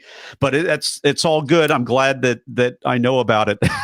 It completely escaped my mind, and it just came to me, and so I gotcha. But I was not anticipating or hoping, but I don't know. Well, that's what this show is for. It's for promoting you guys. So yeah. All right. So we're going to say hi to Adi. Hey, Adi. We're going to say hi to Adi. Arpan is our newest talk alumni, so I would like him to give you any words of advice. And as we're doing that, I'm typing your name up in the banner here, Adi. What do you got for me, Arpan? If you have a book, tell about the book to Nathan. See, okay. I got a book. Yeah. So that's my advice. It didn't occur to me, but yeah, I just now I got to go check out your creative aerobics talk. Yeah, and I need to check out the abstinence myth as well, because I do quite a bit of abstinence.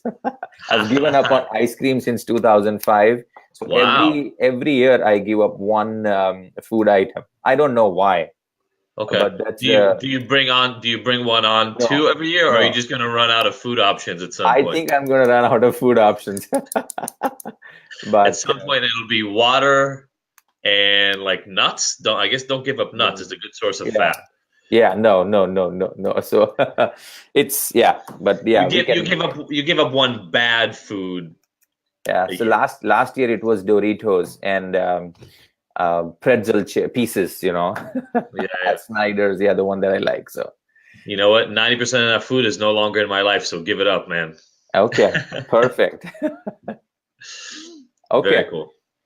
Thank you so much. I'll look for your talk. Thank you. And I will also look for your book and probably will connect. Yeah, absolutely. Okay. Thank you, Nathan. Hey, thanks so much, Arpan. Take care. Yeah. All right. Bye. All right, Adi. It's good to see you, my friend. Good to see you. Glad this finally worked out. Yeah, I'm glad we made this work. You were jet setting all over the place. Yeah, it's funny. I'm actually glad that it worked out this way instead of when I was in Israel and it was kind of haphazard and it wouldn't have been as good. So I'm happy we worked it out this way. Excellent. Well, I am glad about that. Your website is ignited.com, IGNTD.com. Is that how you say it, or? Yeah, ignited.com, exactly. Without the vowels, or except for the I. Exactly. Yeah. We took out some vowels. And there will be a djaffe.com website coming very, very soon, so people will be able to find it that way as well. Okay. Would you like me to put that down, or is that farther than a month and a half out? No, it'll be up within a month and a half. It'll probably be up within why don't I do 2 that? weeks.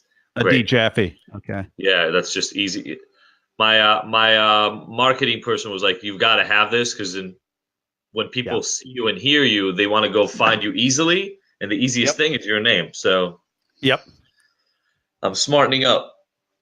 Good. I'm glad to hear that. You got your branding down, man. I love it. Well, yeah, you got a couple million canvases right here. That's smart. Which is fun. Now, here's a funny thing. Now, my last guest, or maybe a couple guests ago, I have this thing where I have to be on the left instead of the right, and this program puts me on the right for some reason by default. So what I'm going to do is I'm going to stick both of us in the lobby. I'm going to put you on first, and then I'm going to come on, and then I'll be on the left, and then I'll feel better about it all. And in the process, we'll say hi to Mark as well. He's on at 11:30. I hope Denise shows up, but if not, we'll just jump right on with Mark. So I'm gonna do the little switcheroo here. Sounds good.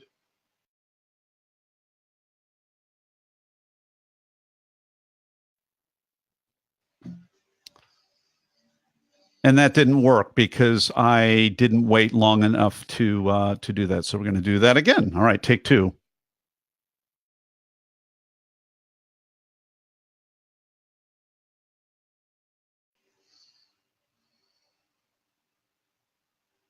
There we go. Now you got it? Now I'm on the left.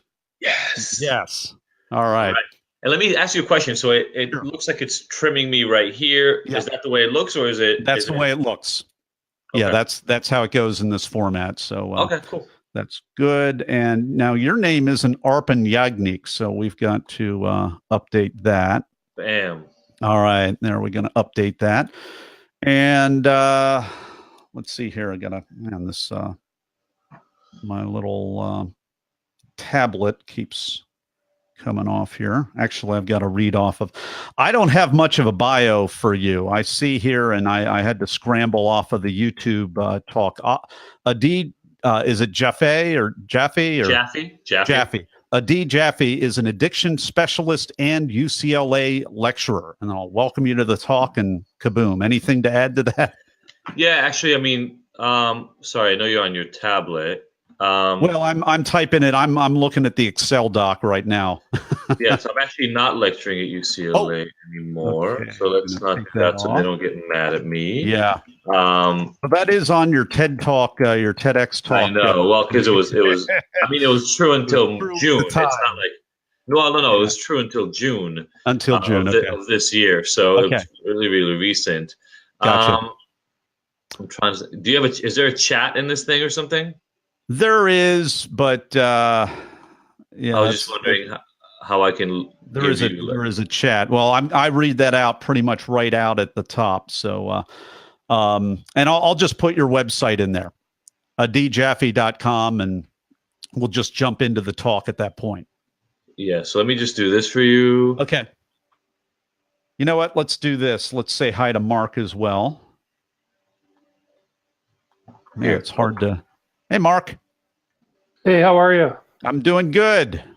I'm waiting for Adi's chat here, and then I'm going to paste it. Yeah. Here it is. Bam. Shouldn't be too long, but okay. Should give you exactly what you need. This is funny because you said bam, but I still don't see it on the chat. Oh, that's weird. Chat with your guests. I just want to bam over to you. Yeah. Oh man, is it? Hey, everybody on Facebook Live. This is the fun underbelly of podcast production when you do this within a Facebook Live broadcast. I just feel like this is a fun way to do it. It's a real fun way to do it. So whatever you typed in there, Adi, just make sure you hit the return, and then I'll see it. I did, and it popped in and then right back out. So I'm emailing. That's weird. That's really weird. Sorry. Yeah, give the chat another try, just because if I have to log into email, that's gonna be another fun couple of minutes. Yeah, that's gonna be a weird piece right there. Mark, can we also talk about your sustainability talk a little bit? Because the one from 2002, I thought or 2012, excuse me, was very profound from a sustainability standpoint, if you don't mind. I watched that one. Are there any others that you've done as well? Last September, I did the one in Mexico City. The wall. Or no, the Mexico City. I didn't see that. Or that one was in Mexico City, the wall. Yeah, it was in Mexico City with the wall in the middle of the carpet. Yeah. Gotcha. Okay. Yeah, so we'll I mean, this can be pretty fluid, but since you're an organizer, I want to do a separate episode with the organizer hat on, and a lot of organizers don't speak, so it's great that you're a speaker as well. Yeah, it's pretty rare, but yeah, I've just had that opportunity a couple times. We'll definitely promote that. Adi, how are we doing? I'm not seeing your. They went. I mean, they're definitely on my side. I see them. Isn't that strange? I see your BAM and I see mine. Oh, look at Denise on Facebook is having trouble getting in. Denise, if you're watching this, keep clicking the link, Denise. We'll get you in here one way or another. I was having a weird thing about the pop-up, because essentially I had a pop-up blocker that wouldn't allow those things to come up. Okay. That's good weird. to know. So you're not seeing my chat. I saw your BAM. We're seeing Denise in the lobby. Here we go. All right. More fun for everybody. So we'll just do a short intro. It doesn't matter. I don't need a big intro. We'll do the short intro. Denise, you made it in. Yes, I had a blue screen as soon as I opened my computer. Oh my God! Screen of death. Oh no. It's been awful. Sorry. Awesome. Well, what I'm going to do right now, I'm going to take Mark and Denise, and we're going to stick you back in the lobby. We're going to move you. We're going to escort you. I need to come up with a better, a polished word for that. So I'm going to escort the both of you to the lobby, and then we're going to get rolling here. And I've got all these red icons. I've got to be very careful that I don't hit the ultimate wrong red icon, which is the one that shuts the whole thing down. I think my limit is interviewing about 12 people, and then at that point I start mistaking the red record button for the termination red button, and that's not too good. All right, so D, we're going to just go with the short intro here. If you could give me a 5 count, 1, 2, 3, 4, 5. 1, 2, 3, 4, 5. All right, we are ready to rock then, and I've got let's see. I've got all this stuff ready to go. All right. So we are live in 3, 2.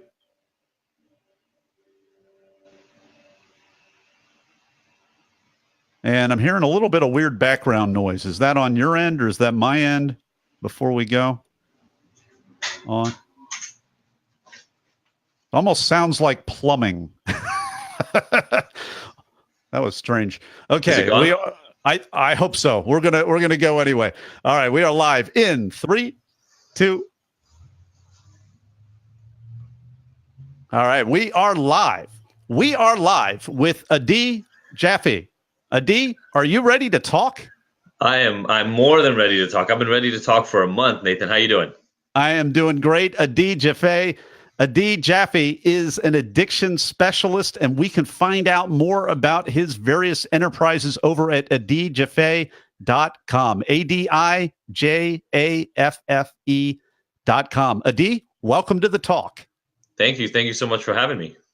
So your TEDx UCLA talk is called Rebranding Our Shame, and what a story you have. My gosh, a motorcycle accident, you're coming to, and then you realize you're actually handcuffed, and the doctor you thought was a doctor was actually a police officer. Please take us behind the talk. Yeah. So, you know, that was my first TEDx talk, and the first time I told my story publicly. And you know what, the entire idea behind the talk is to get people to really pay attention and notice to our overuse of labels and our over-reliance on labels to describe other people and understand them. And so what I did in my talk essentially is walk people through this story where they really kind of felt bad for me as the story progressed. You know, I got in a motorcycle accident, all true story, obviously broke my leg, cracked my shin, essentially lay down on the ground in severe pain, taken to the hospital. And I just left out one small detail as I was starting to tell that story. And that was the fact that what I was doing on that motorcycle was I was delivering drugs, because at that time in my life, I was a drug dealer. And so, you know, I really tried to push for people the point that, you know, if I would have started out that way, if I would have started out the talk and by saying, hey, you know, I was a drug dealer in LA and I got into a motorcycle accident and the cops arrested me when I was in the hospital, nobody would have felt bad for me. Nobody would have seen the story in the same way as me being a professor at UCLA telling this sad story of my injury and pain. And then I carry out the entire rest of the talk to explain to people that those expectations you develop about individuals based on their labels, their race, their political affiliation, their intelligence, their mental health capacity, you know, being an addict or suffering with ADHD or things of that nature, have been shown to completely alter not just their behavior, but their outcomes, their potential for success, and your perception, your ability to perceive that success. And so essentially the point I make in that talk is not only there are dual responsibilities. There is a responsibility on society to recognize just how imprecise these labels are that we try to throw around, and for us to understand that our views of other people are so heavily dictated by these labels. And also for people, the reason it's called Rebranding Our Shame is for people to take ownership of their own quote unquote brand, and to understand that, you know, if you walk around and say, my name is Adi and I'm an addict, or you walk around and you say, I have ADHD, or I have depression, part of what you're doing is you're projecting a very specific view of yourself to other people. And then what we need to do is get better at allowing more nuance into that brand that we create. Well, what I loved about the opener, I think it would be a kind of an organizer's dream, because you actually lead the audience because of the way you skillfully set up your story. I want to say a cathartic effect, but it's almost the reverse of that. I mean, catharsis usually is this wonderful attractional thing, and you do kind of a sneaky little kind of gotcha piece where all of a sudden you're leading us in, we're feeling such compassion, and then we're like, oh, he shouldn't have been doing that. Exactly. And then the wall goes up, and then you're like, gotcha, that's called shame. And we all have it. 75% of people wrestling with it from the notes I took on your talk. And then you lead us through branding and stories, and the fact that we're all locked up in our stories, and we have to open that, get the key, unlock that, and become a better version of us by leaving that old brand behind. Powerful. Yeah, you know, it was fun. It was fun to watch, because as I'm giving the talk, and, you know, there's 1,000 people, that UCLA's TEDx talk is pretty big. So there's about 1,000 people, and you only get to really see the first couple of rows as you're standing there speaking, because the lights are glaring, and you're standing in that red circle. And as I'm talking, you hear the little, you know, people responding to the accident. And then I talk about my mom, who was there in the audience. She flew in from Israel to come see the talk. And I talk about her. So everybody, I've got everybody to buy into me being the good, you know, Jewish nice guy who got in a bad motorcycle accident. His mom was mad at him. And then when I say that there was, about a half a pound of coke on me when I'd gotten in the accident, you hear this. I think you can still hear it on the talk. People just go like it's just kind of the air comes out of their lungs because all of a sudden I'm not the guy that I was 3 minutes earlier. And I deal with that all the time with people. I still help people with addiction to this day.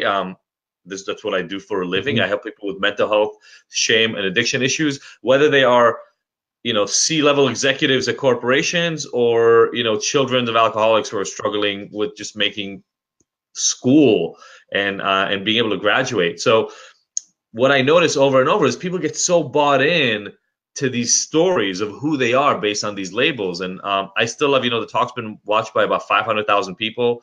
And I love that it's had that impact. We've been enjoying this talk with Adi Jaffe, and as he said, he is helping people break free of the old story and the addictions, all of these things. We're going to talk more with Adi over in the Blitz round.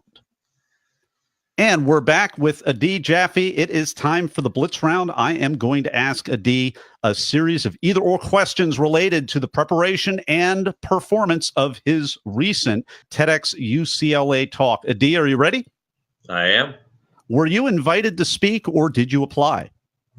One of my students in class actually nominated me to speak. So are you a memorizer, improviser, or a blender? For that talk, I was a memorizer. I must have given that talk to friends and family definitely upwards of 60 times, maybe close to 100 times. Wow. And so did that serve you? I mean, the memorization, that's not your natural thing. The format sometimes demands it or something close to that. How did that work for you? It worked okay because it was my first time. It was harder. I've given another TEDx since, and I knew better that time that if I miss a point, it's not that big a deal. Mm-hmm. And as long as I get the gist. But that first time I was really trying to stick hard to it. I was one of those guys that you always see people holding a card or, Johan Hari in one of his 7 million listen talk actually wrote everything on his hands. So I had one of those cards and there's about 1 or 2 points in the middle. And all it had was an outline. Just the first sentence of every paragraph was written on that card in case I needed a prompt. All right. So writing not every place can you use a card, but it's a great little cue for keynotes or anything else that you're doing outside of a branded talk. What's another tip, tool, or technique that helps you? Great question. So I use the PowerPoint. Not everybody uses a PowerPoint. I use it for the cadence. I use it to really cue me along the lines of where I want to take the talk. But I also really make sure to not put almost any text, really. I mean, if there's any text, it's a single phrase, maybe. But, a picture or something along the lines that conveys the point that I'm trying to make. It helps the audience sometimes, I think, in terms of having the visual impact, but it also helps me identify important points in the talk that I need to get to. Talk Universe, I love that tip, using only one word or one very short phrase per slide, particularly if you have images or things like that trigger what you want to be saying. That's a great tip as well. This is cut for time question, what was the most painful part that you had to cut out of the talk? Oh, that's such a good question. I think for a lot of us academics who do this, there's so much more information we want to share because we feel like in academia, you get taught that if you don't put the whole picture forward, you're kind of lying to your audience. And that's not what a TED Talk is. A TED Talk is about getting people engaged in a topic in a way that piques their interest. And I had to keep that, honestly, my first talk, I got 12 minutes. I got a 12-minute spot. And I think my first talk was 20 minutes when I timed it. And so there was essentially a lot of information, I want to talk more about the brain science around stigmatization. I wanted to talk about the imprecision of labels and how diagnostic criteria has changed over time. And all that had to go, and I had to really make it succinct and tie it to my story and some very specific, easy to understand examples. I think with these branded talks, TEDx, Q Ideas, Idea City, these short form, idea-centric talks, I think that's the new way forward. You have to connect first. People don't care how much we know until we know that we care enough to make it simple and accessible for everybody outside of the silo that we're in. So Powerful Absolutely. stuff. Final question, Adi. What was the most unexpected, strange, or just plain weird thing that happened during or right before your talk?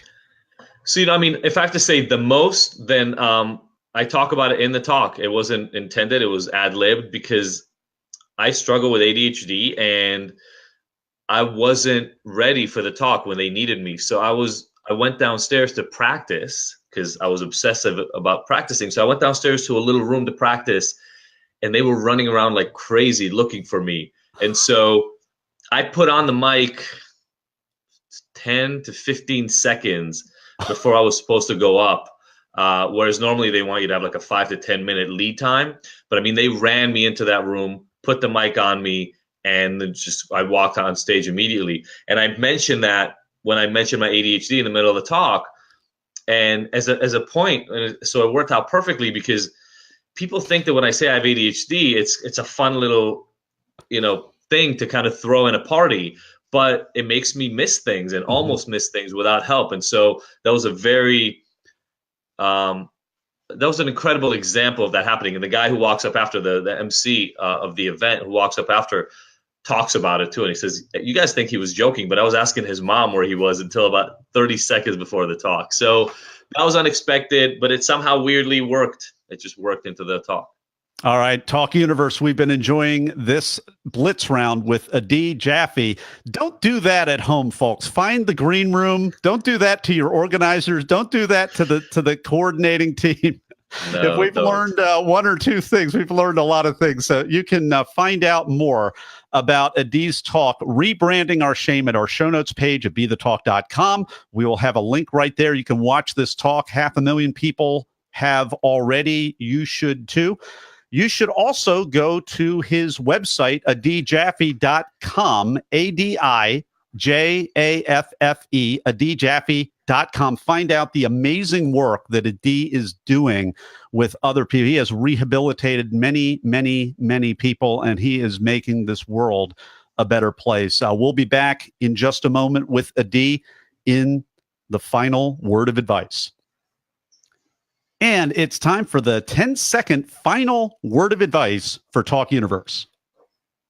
All right. So I have a new book. We talked about this right before. I'm not good at presenting this early on enough, but I am big, as the talk suggests. This book is called The Abstinence Myth. I'm big on not necessarily buying into the status quo, whatever struggle it is you're experiencing. So we have grown so accustomed to just believing that the most common way of addressing any of the problems we struggle with is the only way. And in addiction, I think this is particularly true. I deal with a lot of families and individuals who've been struggling, been to multiple rehab attempts, have been, trying to address this issue for decades sometimes.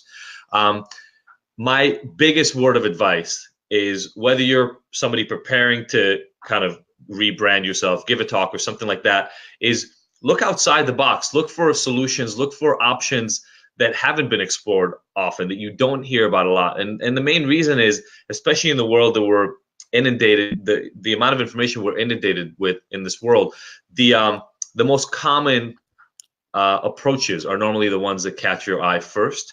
And so, whether it's an incredible and unique presentation technique, or again, if something you're actually struggling with your everyday life and the kind of run-of-the-mill well-trudged road is not working for you, look for other options. I don't believe in failure. I think failure is what happens when you don't get up after ending up getting a result you don't want to get. I've given now multiple TED Talks, 2 TED Talks, and many other keynotes and things like that. You're going to learn from every experience you give. Life is all about moving forward and learning from your experiences, and that's my biggest advice. Adi Jaffe, thank you so much for coming on the talk today and sharing your wisdom with Talk Universe. Thank you. All right, that's a wrap. Cool. Thank you, sir. All right. Thank you so much. We're going to bring Denise on here. We're glad she's joined us. Any word of advice for Denise real quick? Hey, Denise. Hey, how are you? I'm good. I love that. Oh, nice. Thank you. Thank you. What's the name of your talk? It's called Breaking Free from Depression. Oh, well, there you go. We're in the same camp. We definitely are. I love it. I love it. I'll check it out. Breaking Free from Depression. I love it. I'll you check might it be out. surprised. It's like yours. You'll be surprised. Oh my God, that's amazing. That's so cool. So I will check it out. Enjoy. Nathan's a great host, and have fun. Thank you very much. Bye, guys. Bye. Bye. All right. I end up on the right, even if I take myself out of the running. So what we're going to do here, Denise, I'm going to take both of us into the lobby. I'm going to put you back in first, and then I'm going to come in after you so that I can be on the left where I think it looks much better. But go figure. We'll see you right back on here. You bet.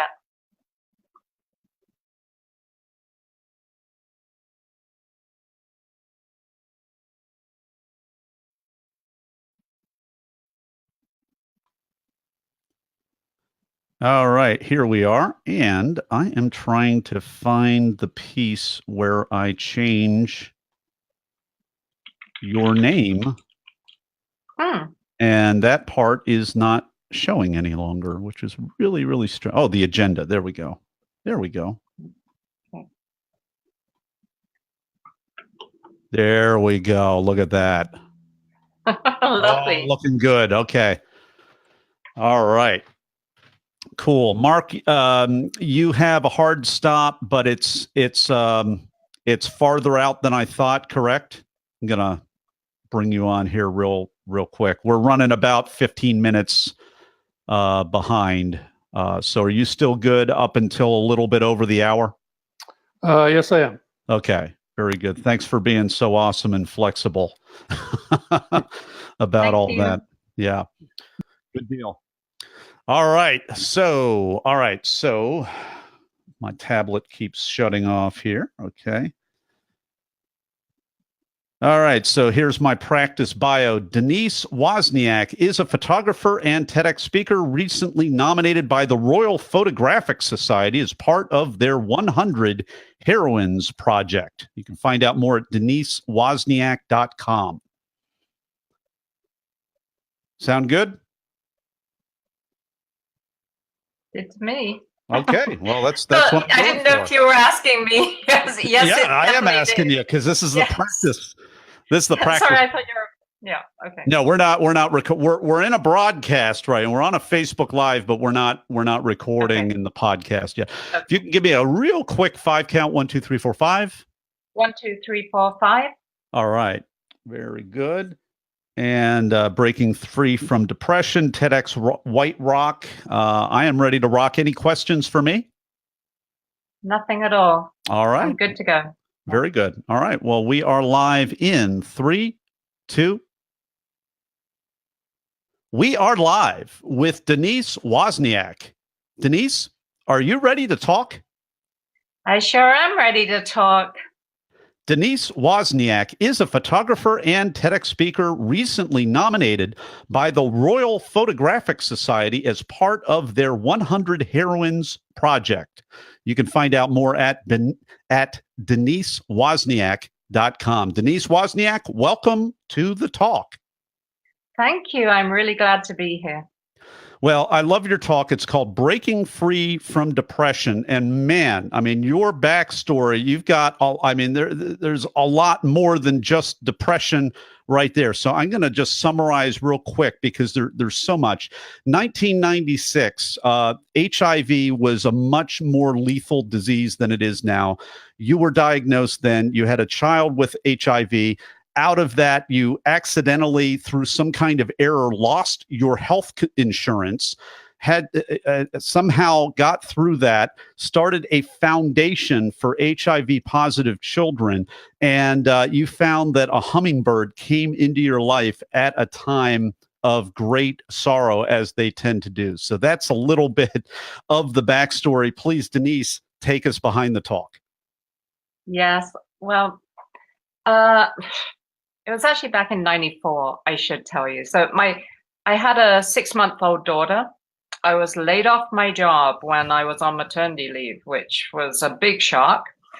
I was working at a school district, so I was laid off with 30 other employees. And within a week, my daughter was already sick, so I was glad to get laid off. But within a week, she had pneumonia and was put into Children's Hospital in ICU. And when she was there, I visited her every day. But when I came home to make my husband supper, then I got a phone call, which I will never forget. And they said to me, we've got some bad news. And that's when they told me Katie had AIDS. I was so shocked. And they said, you and your husband will have to come in and get tested. And so the next day we went and got tested. And in those days, you had to wait a week for the results. It wasn't automatic. And they found out that I had HIV and my husband was not infected. I had been 5 years with HIV from a previous relationship in 1989, the year of the San Francisco earthquake, if you remember that. And yeah, I've been 5 years, not had a clue. Wasn't tested during pregnancy. And Katie died within 3 months of me finding that out. It was a terrible shock. And yeah, what can you say? It was, after she died, I went into deep depression. The stigma was so big at that time that I couldn't talk to anybody about it. Not even my parents knew. And they thought she died of pneumonia. And yeah, it was just a horrible, horrible time. And I finally got post-traumatic stress disorder from the whole thing.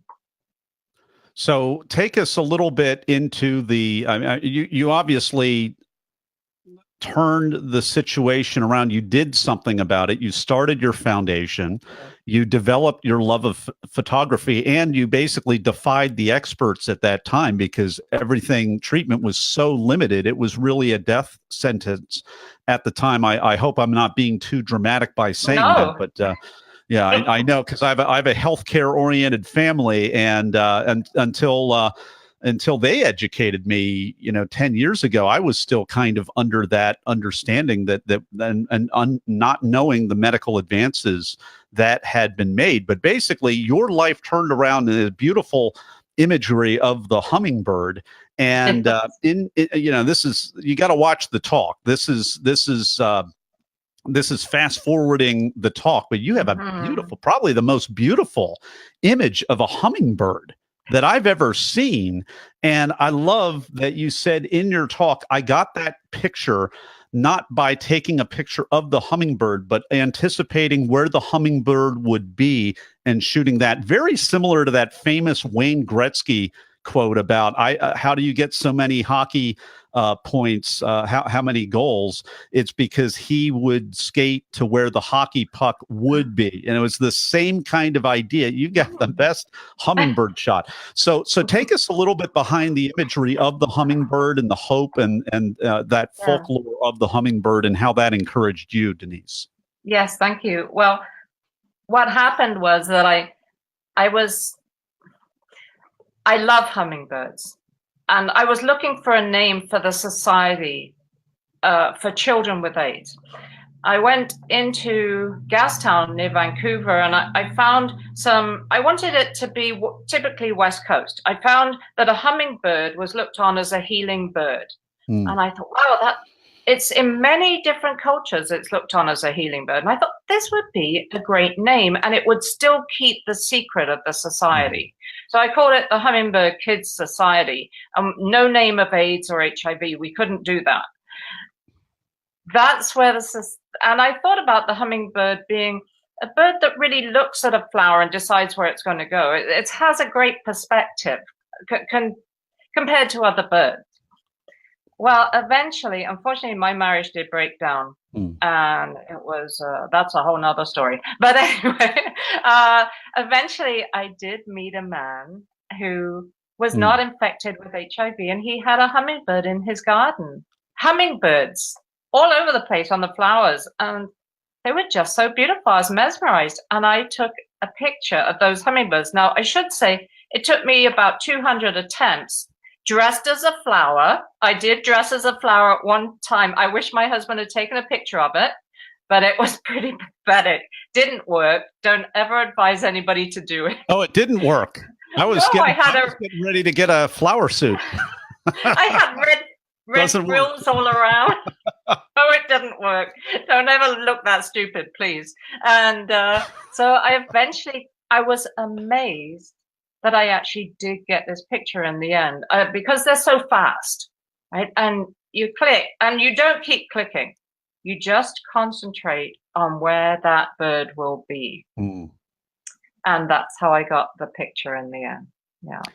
We've been enjoying this talk with Denise Wozniak. We're going behind her talk, which was at TEDx White Rock. It's called Breaking Free from Depression. And man, what a story. You've got to check out that talk, because this is a survivor on many levels. I can't wait to talk more with Denise in just a moment over in the Blitz Round.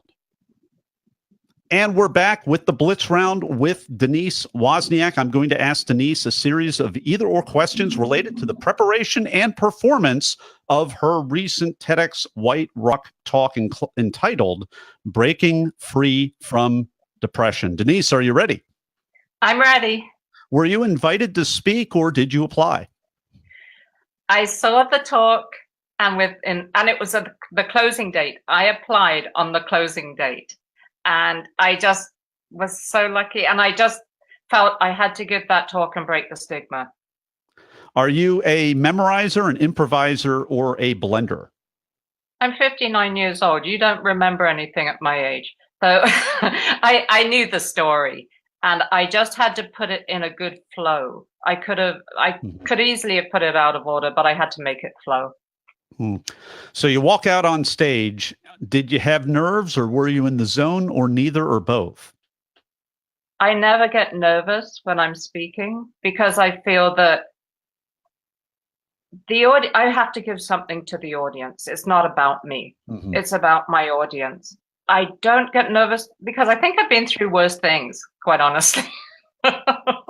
Well, you certainly have, actually. So, folks, Talk Universe, when you've been through what Denise has been through, sometimes you don't get nervous in the same way. And even if you do, I think Denise gave us a killer tip. Think about your audience. Give to your audience. It's not about you and how you feel. It's about serving the audience. I love that. What's another tip, tool, or technique that helped you, Denise? I believe the best thing I did was going to Toastmasters and practice. But I also gave them a sheet that said, this is what I want you to look for, because Toastmasters want you to move around the room. They want you to do certain things. And I needed to give them point by point what I needed back from them. And especially what are you getting from this talk? What's the message? Yeah, and that's a great point. I've had I forget what the master Toastmaster level is, or distinguished Toastmaster. Distinguished Toastmaster. I've had distinguished Toastmasters here on the talk who are also Talk alumni, and that's kind of a fascinating piece about what they feel about the different styles. So doing what you did is actually a best practice. A lot of people should be doing some of these speaking clubs, but it needs to be a flexible enough club where you could do exactly what Denise just did. Give them a sheet, say, I have to be on this red dot. I can't walk around. I can't address the people in a formal way. It's a different thing. So with the right people and the right preparation ahead of time to secure that flexibility, it sounds like you can really get some great feedback. So what a great tip was that. Denise, were you an opener, were you a closer, or were you in between? They put me right at about 3 speeches from the end. I was really happy to be there. Okay. Well, the reason I was happy was because just before the talk, somebody told me I might want to wear something different. And so I spent my morning looking at something different to wear. Oh, okay. A wardrobe issue. It was awful. A color coordination issue. So were they right about that? Because sometimes if you wear certain color, like black or something, it could blend in and you look like a disembodied floating head if you're not careful. Is the thing. Yeah, you're exactly right there. So they said, don't wear black, don't wear white, because you'll look pale. You know, they looked at my coloring. They said, you need green, emerald green. I went to my wardrobe. I had nothing in emerald green. Everything was black and white. So you never think this would be a problem, right? Because women have a lot of clothes. For me, it was a huge problem. But the thing that I don't understand why it was such a down to the last minute thing. Was it the kind of thing you showed up and they're like, no, not that kind of green, a different kind of green, and you're off to the mall looking for something? Is that what you did? Well, they had told me a little beforehand, and I showed up in what I thought would be a good color, and they said, nah, not really going to work. You got a bit of a pattern there. I thought, forget it. In the end, I just thought, I just have to wear what I wore in practice, and that'll be good enough. Because it's about the talk. It's not, you know. Yeah. So it came out okay. Obviously, I watched your talk. It didn't look like you were floating head or anything like that. All right. So this what was the most painful part of your talk that you had to cut out for time? For me, it was the what happens with PTSD and how difficult that can be for people. I think, the most difficult part actually was when I tried to commit suicide a number of times. And I just in the end decided that's not part of this talk. That's a book or something else. That's not part of this talk. I don't need to take the audience down even further. They're down far enough. I got to get them back up again after this. Get us back up. Now, Talk Universe, that's brilliant because, I mean, you've got to talk inside of you. You're watching, you're listening to this because you've got to talk to change the world.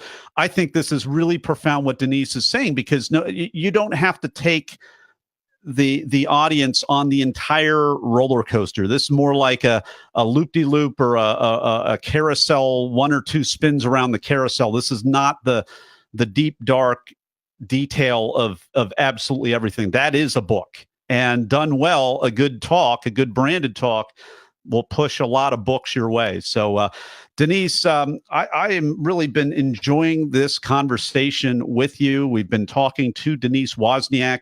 Her website, I'll tell you in just a moment, but if you go to our website at BeTheTalk.com, you'll be able to click on the link to her talk, Breaking Free from Depression at TEDx White Rock. We'll have a link right there. We will also have a link to DeniseWozniak.com, WOZNIAK, DeniseWozniak.com. And you can check out everything that she has there. We will be back in just a moment with Denise Wozniak for the final word of advice. And we're back with Denise Wozniak for the 10-second final word of advice. Well, I would say my biggest word of advice is practice. If you are not willing to practice, I had no idea how much practice I would have to do. You have a gift for your audience, and your audience are paid good money to come and see you, plus a global audience. You need to honor them by practicing as much as you can. And I actually had to travel 2 hours to go to this talk and practice. It was really worth it. And I would say to the audience, look past the stigma and look at the person, because the person is still there that this happened to. And I think that practicing makes perfect. It really does. Talk Universe, look past the stigma and look at the person. Denise Wozniak, thank you so much for coming on the talk today and sharing your wisdom with Talk Universe. It's my absolute pleasure. Thank you. All right. That's a wrap. Okay, good. That was nice. Yeah, we have very patient Mark here. So I'm bringing him on. And because I think we're up to like 8 interviews now, I am actually going to stick myself back in the lobby. I'll let you give Mark, who is the organizer for TEDx San Diego, by the way, any advice for this podcast. I'm going to drop offline because I've got to take just a tiny little break, and it's better if I completely drop offline. I'll be back in 1 minute. Okay. Hi, Mark. Hi, how are you? Great. How are you? Oh, fabulous. Mark, I would just say right behind you, there's an orange kind of an X. It looks like it's coming out of your head. You may want to move it if you Okay. can. I don't know, or move yourself just a little bit over towards your picture on the wall. Yeah, I'll slide that Just- off to the edge there. Just be careful of that.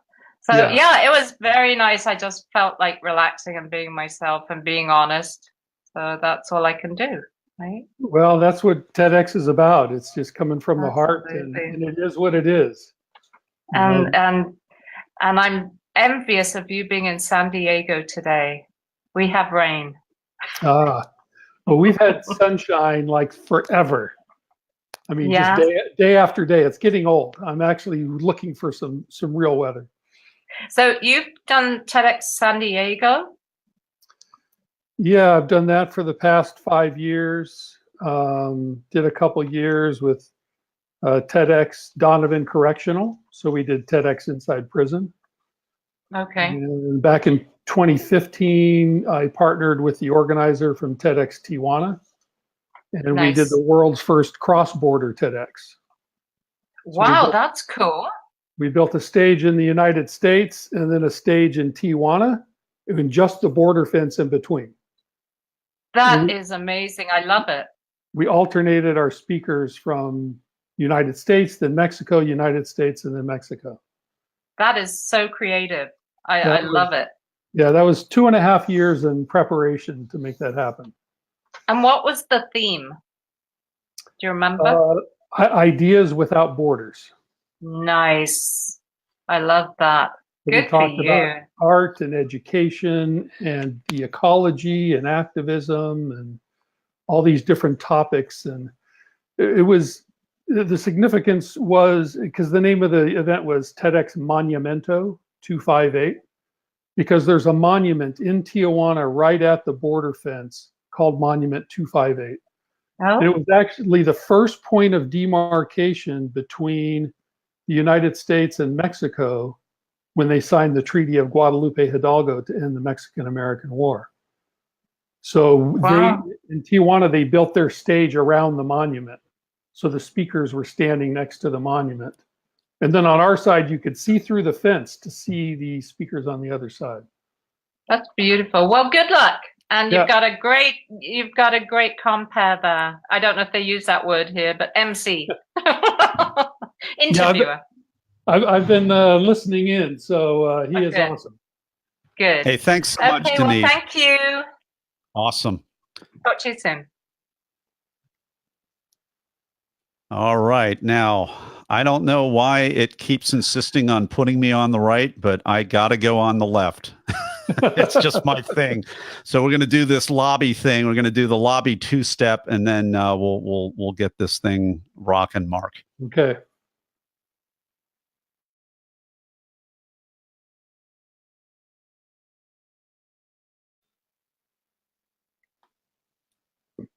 All right. I'm back on the left. There you go.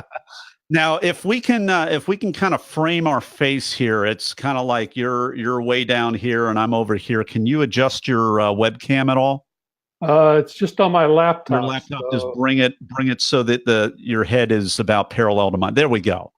Okay. I call that frame your face. And especially when I'm talking to women on the podcast, if I'm like way here way up at the top, and then the other person's down here, I don't ever want to be looking like I'm talking down to anyone, particularly women. So that makes it a little bit better right there. Okay.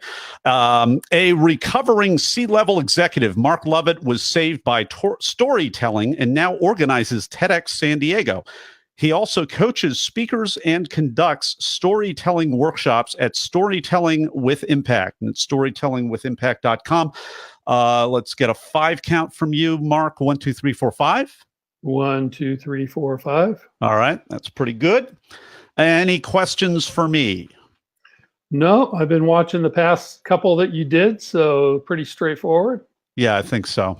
I think so. So we'll do the speaker hat will be the first one. Then we'll do another one with the organizer hat on. Okay. And the organizer had basically, it'll almost be like that blitz round, but kind of more of a conversation centered around some of those blitz round questions. The ideal perfect world for the organizer, which we know doesn't come close to existing. But I'm trying to make a small difference with that, with this resource that we're creating here. Cool. Any questions for me? Nope. All right. We are live in 3, 2. We are live with TEDx San Diego organizer Mark Lovett. Mark, are you ready to talk? I am all ready right now. A recovering C-level executive, Mark Lovett was saved by storytelling and now organizes TEDx San Diego. He also coaches speakers and conducts storytelling workshops at storytellingwithimpact.com. Mark Lovett, welcome to the show. Pleasure to be here. So your talk was called "The Danger of Personal Borders." There's several that you've done. This last talk, "The Danger of Personal Borders," you made history because it was in 2 countries. It was translated, and it was a simultaneous TEDx event in Tijuana as well as San Diego. So where did that idea come from? And then take us behind the talk, Mark. So 2 factors here. One was the event that we put on back in 2015. Mm-hmm. And that was a partnership between TEDx San Diego and TEDx Tijuana. And we sat down and said, we're so close and we both organized TEDx, we ought to be able to do something in collaboration. And we met down at the border, and long story short, came up with this idea of doing a TEDx event on both sides of the border. We built a stage in San Diego and a stage in Tijuana with just the border fence in between. And we alternated our speakers, one in the United States, one in Mexico, and then went back and forth. So fast forward a couple of years later, and the organizers at TEDx Cuauhtémoc in Mexico City invited both myself and Ariosto, who was the organizer for TEDx Tijuana, to come down and give a TEDx talk on their stage that talked about our experience and what we learned from it, what the point of that event was. And so just to give a little bit of a visual, so you gave this joint TEDx in 2 different countries, 2 different cities, right on the other side of the boundary wall, and then you were invited to a different event, to a different stage, to be able to talk about and kind of deconstruct that. What was fun about that is it's easy to confuse the two, the event and the talk, because you simulated a wall. You actually are with the organizer of TEDx Tijuana, and you're both sharing and in 2 different languages on both sides of this physical wall on someone else's TED stage right there. So the visuals, just the nature of the whole thing was absolutely wonderful. So the bigger issues, I mean, I'm assuming this was not just a great idea, but there was probably a timeliness element as a result of maybe elections in the United States, some of the rhetoric that's been going on, all of that, and making a kind of a little bit of a humanitarian unity statement. Is that a fair thing to say, or what would you like to say instead of that? So I grew up in San Diego. So I grew up on this border. Mm-hmm. To me, going into Mexico was just something people did all the time. I loved being surrounded by another culture. So it surprised me as the years went by that there became this stigma attached to the United States versus Mexico. Now, when we started planning TEDx Monumento 258, the controversy was really pretty low. The elections hadn't happened. It took us 2.5 years to plan this event. So we're talking all the way back to 2012, 13. By the time that we did the talk in Mexico City, which was last year, yes, the political climate had changed, but we didn't want the talk to be about politics. We wanted it to be about the unity of humanity. Mm-hmm. So we wanted to talk about the metaphor between the physical border, which we held the event, a border fence that you could see through, and you could see the other side. And you could hear the voices come through the fence. So what that said was that no matter what kind of barriers you put in place, no matter what kind of laws you put in place, cultures will find a way to connect and to share their commonality. And so we wanted to bring that message to the stage when we did our talk, to really go beyond the event and also speak to recognizing when we as individuals are putting up borders that separate us from other people.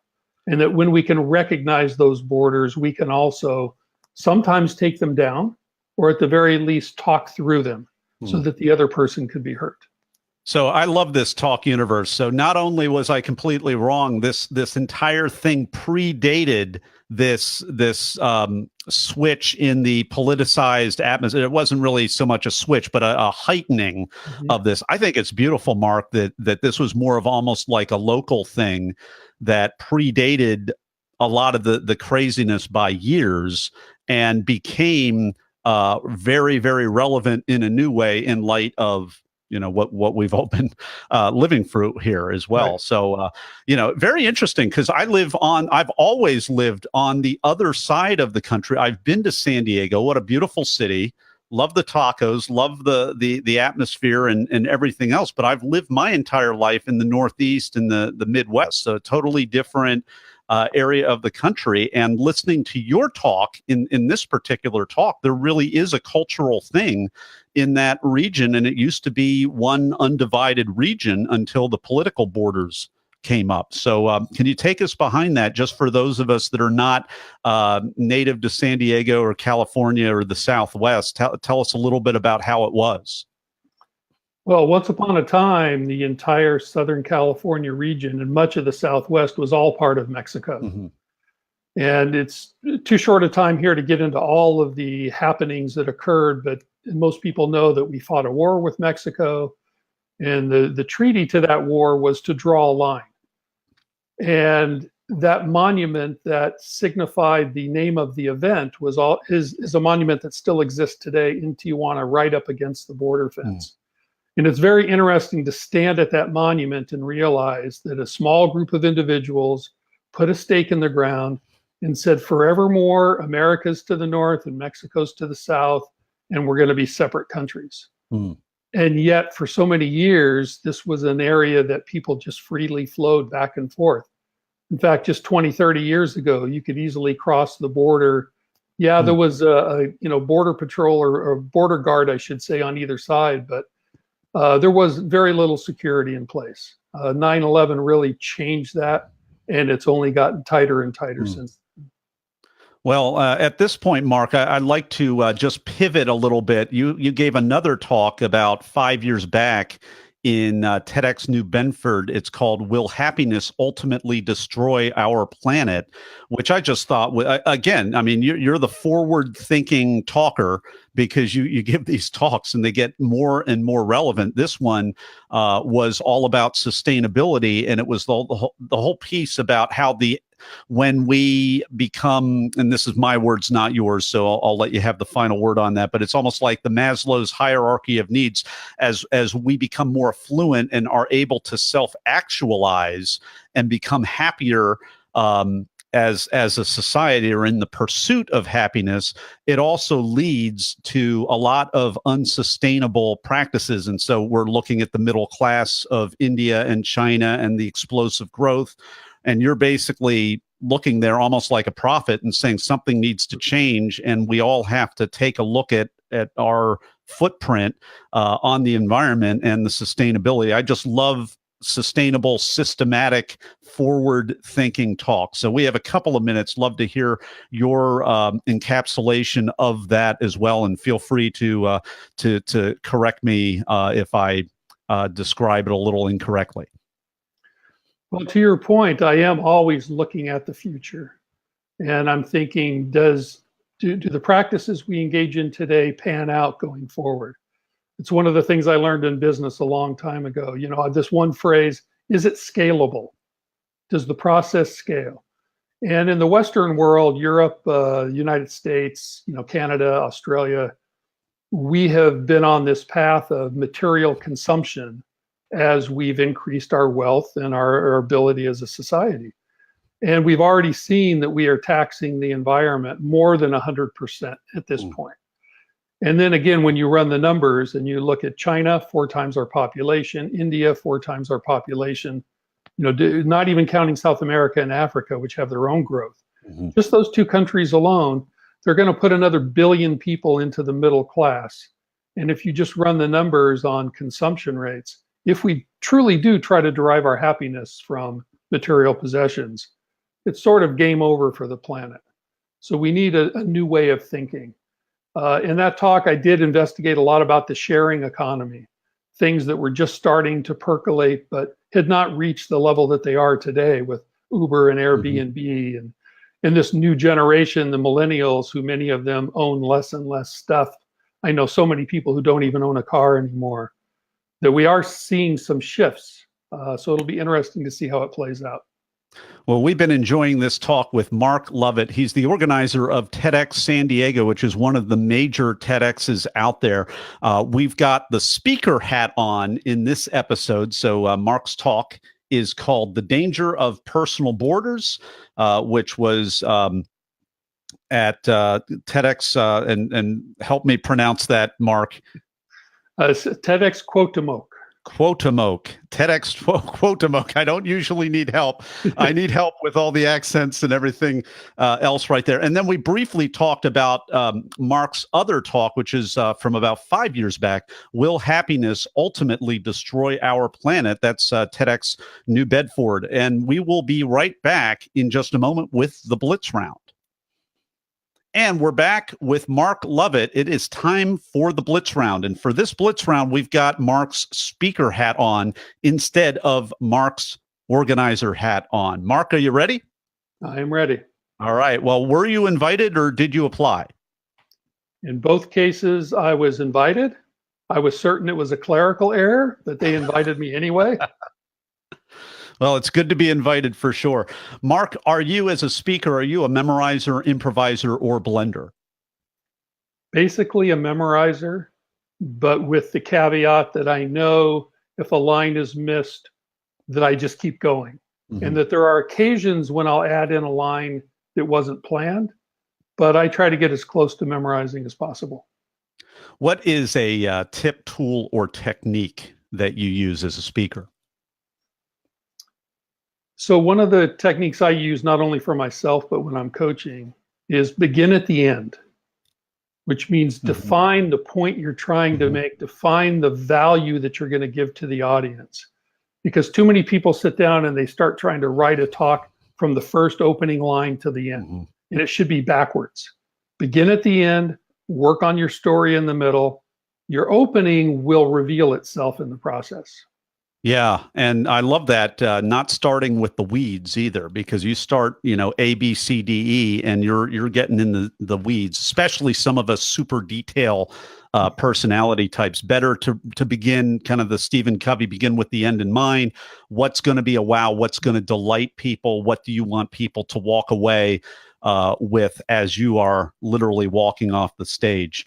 Mark, were you a opener, closer, or in between for either of these talks?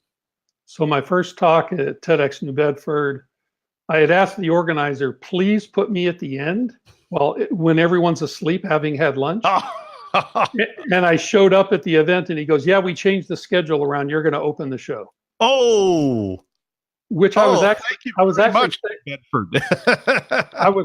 thankful for in the end, because it is really great to get up there, give your talk, and relax the rest of the day. Well, that's what I knew from doing about 15 billion piano recitals, and I was usually number 40 of 40. I think one time I got to be first, and the hardest point at that point, in that context, was staying awake for everything else. But that's a piano recital instead of a TED Talk. As a closer myself, I was closing. It is brutal on both ends. So, what's your advice for openers or people who think they're closing but instead become openers, as the case is?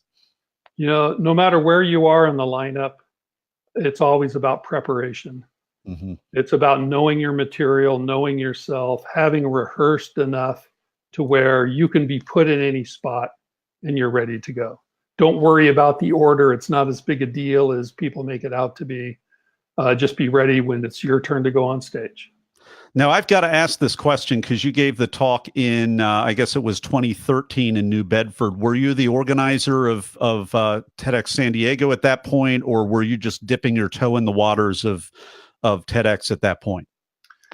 Yeah, it was when I came back from New Bedford that the founder of TEDx San Diego invited me to be his co-organizer the following year. And then after that event, as the story goes, he slipped something into my wine. And the next day I woke up with a headache and the license to TEDx San Diego. So I've had the license for the past 5 years, but it allowed me to be in the audience for his first show, and then to be on stage in New Bedford, and then to be backstage to learn the mechanics. So I've seen TEDx from every angle. In fact, I go to a lot of other TEDx events just to be able to study what they do. Yeah, and Talk Universe, one of the things that you can do if you want to, get on that stage and get accepted, great way to do that is to start serving a team in your local city, start getting a knack for what's going on behind the scenes, and that is really the takeaways you're going to have from doing just a little bit of serving behind the scenes are going to be immense. Now, Mark, you've already given us the whopper. You were expecting to be last, but instead you were first. What else? What was the most unexpected, strange, or just plain weird thing that happened besides that before or during your talk? Both talks actually went off well. The nervousness being in Mexico City, you alluded to earlier, everyone knows the big round circle, the red carpet, and they brought out a plywood wall and put it in the middle of the carpet. So I was on one side of the wall and Ariosto was speaking on the other. I spoke in English, he spoke in Spanish. The thing is, I don't understand a single word of Spanish. So I was just kind of doing a high wire act, just trying to stay right on point with my half. And he had to know my talk, which is why I had to memorize it, one of the reasons, so that he knew when I was ending each section, so that he could click the slide. So the whole time it was like, if I mess this up, we're going to be standing on stage and the audience is staring at us and he doesn't know to click and it's going to be a disaster. So luckily it worked. But well, you pulled it off. I mean, that's a high rope act for sure. Yeah, it was a challenge.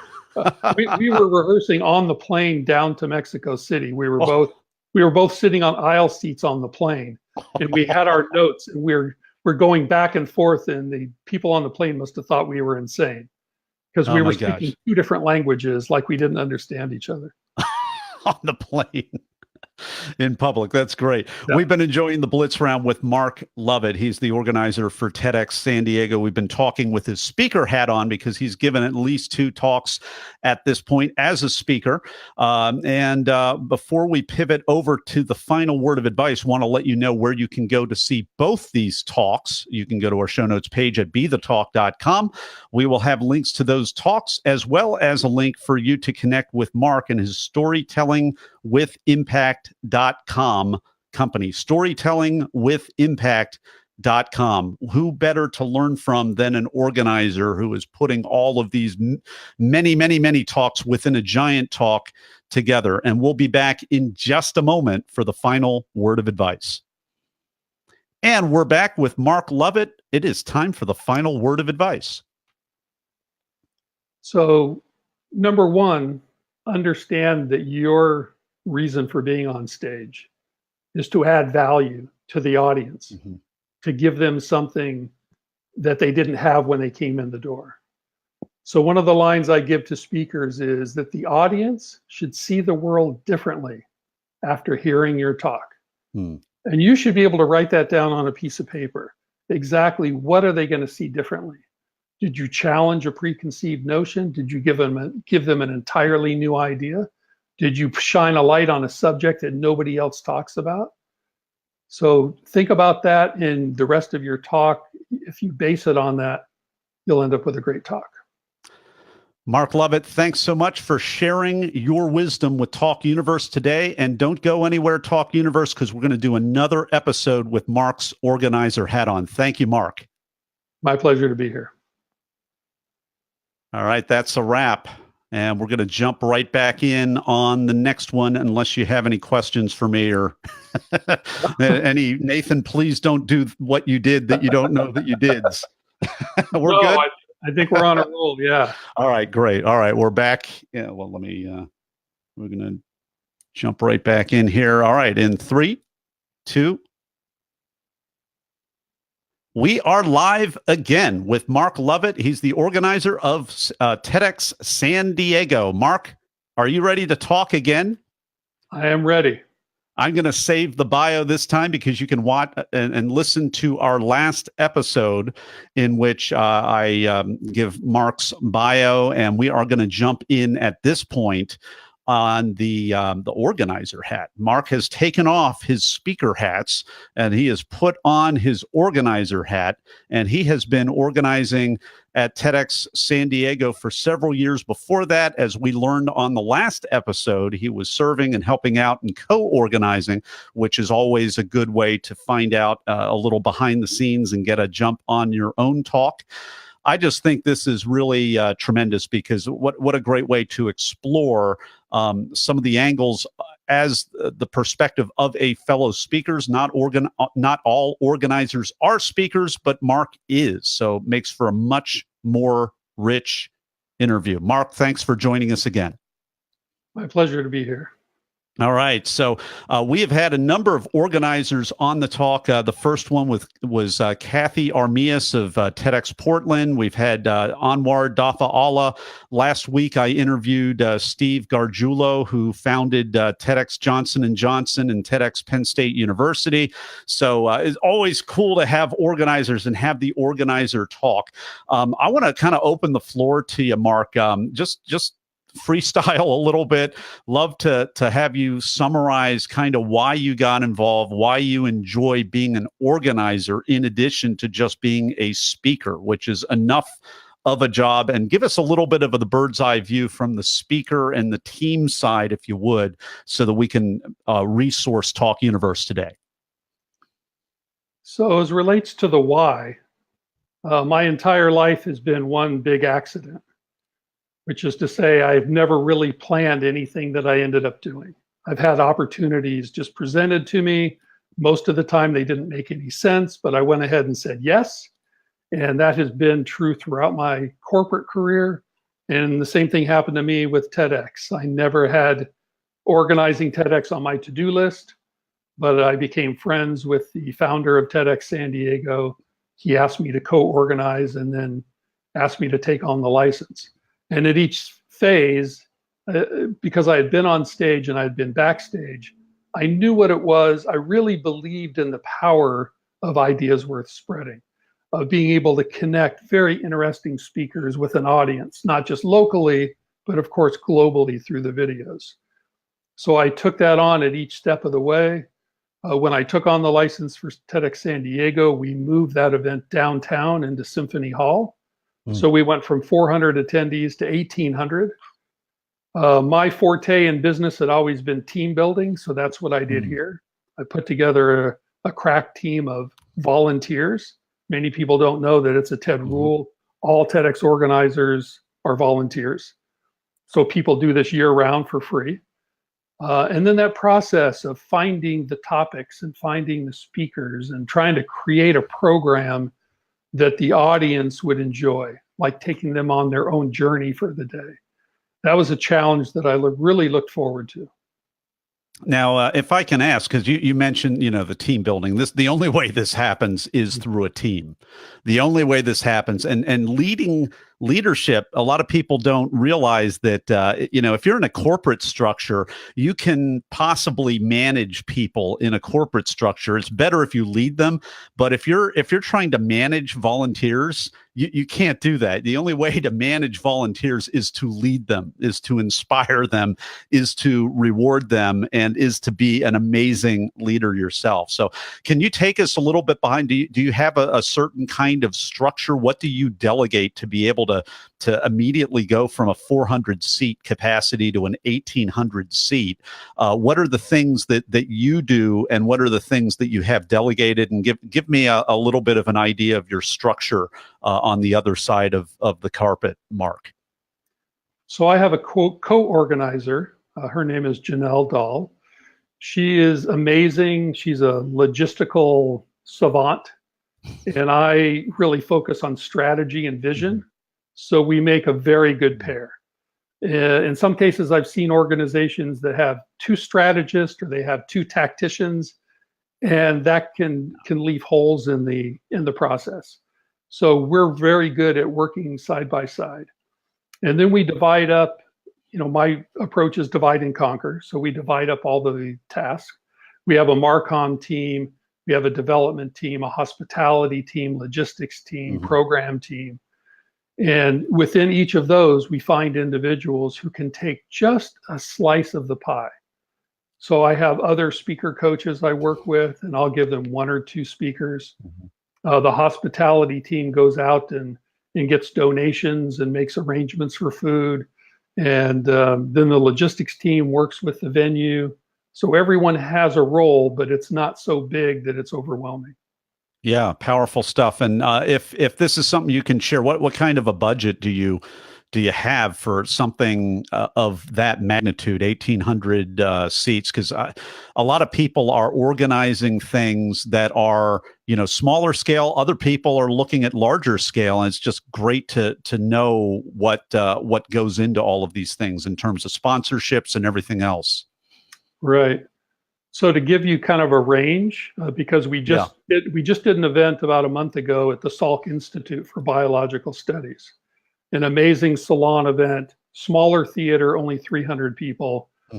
So that event budget-wise was about $30K, and when we go to Symphony Hall, the budget's about $150K. Wow. So the corporate experience definitely helps managing budgets and putting on. And stewarding funds and all of that. What are some of the tie-ins in terms of your skill stack that you mentioned team building, you mentioned the C-level recovery.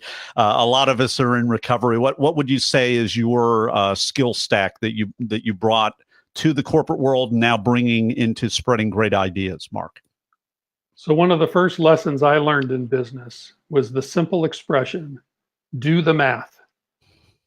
If you don't do the math, you have no idea what's going on. You don't know what your intent is. You don't know if you're above or below water. So I brought that same skill into organizing TEDx. A very simple spreadsheet. What's my revenue? What's my expenses?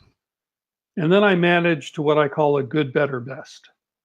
No matter what we do, if we can't do a good job at it, we should not even attempt it.